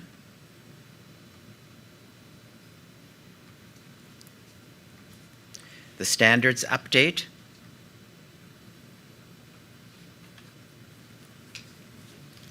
The RCDSO Connect Analytics.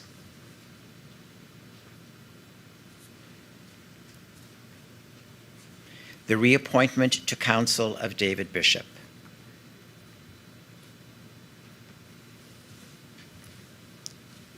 Thank you, and congratulations, David.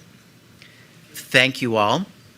So the next item on the agenda is other business, and basically this is a space holder on the agenda in case any items come up in the last minute, or in the case council has wished to remove any items from the consent agenda, which it did not do. Seeing there are no items council wanted to discuss, we're going to continue moving on. A brief reminder that our next meeting of council will be done virtually and is scheduled for December 1st, 2022. The meeting will be live streamed. And since we're coming to the end of the formal public part of the agenda, what we will do is I will sort of read into the minutes the end of this part. We will then be taking a brief break, and when we resume, we will be going in camera. When we return, we will be moving directly to an in-camera session. After the in-camera session, we will resume the full meeting, but for the sole purpose of adjournment. For our in-camera session, we will just have our council members, legal counsel Alan Bromstein and Jill Doherty from Weirfolds, along with the registrar, deputy registrar, and director IT. We will terminate our live stream, and I will ask that all staff please sign out of the meeting, and for those here at Vantage, please leave the room. And even though a number of people have done so already, I would like to take this opportunity once again to do a huge shout out to all of the staff for the incredible amount of work that they put behind not only creating all the packages that went out today, but in creating what I personally think has been an incredibly successful hybrid meeting. I think the staff has done an amazing job. I would also like to have a specific shout out to Aldwyn, to you and your team. I have to say personally, I am in awe of you and your team in terms of what you have provided for us and the level of comfort you have created for troglodytes like myself who, live in fear that something is for sure going to go wrong. But I think you and your team deserve all kinds of kudos and public praise.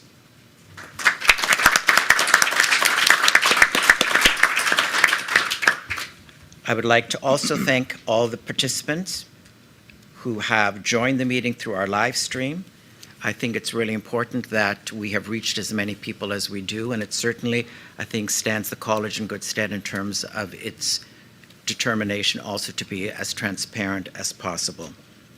So if we could introduce the next motion, which I believe is motion 12, that council exclude the public from the meeting to receive legal advice and/or opinions from the college's solicitors in accordance with Clause 7, Sub 2, Sub E of the Health Professions Procedural Code, which is Schedule 2 of the Regulated Health Professions Act, 1991. If I could have a mover for that, please. Nalan, seconded by Jamie. All those in favor? Opposed? And that motion is carried. So what I'm going to suggest is it is 1:56. So if we can come back at 2:15, and we will do the in-camera session at that point in time. So thank you all very much. Yes, David. Just to follow up on your thanks to all the staff, I'd like to do a shout out to the staff of this organization. I think they've done a great job looking after us. They've been very courteous and very helpful when it was needed. So I think they need a round of applause too. Thank you for that, David. I wholeheartedly agree. So thank you all. We will have a brief break and we will reconvene for our in-camera session at 2:15.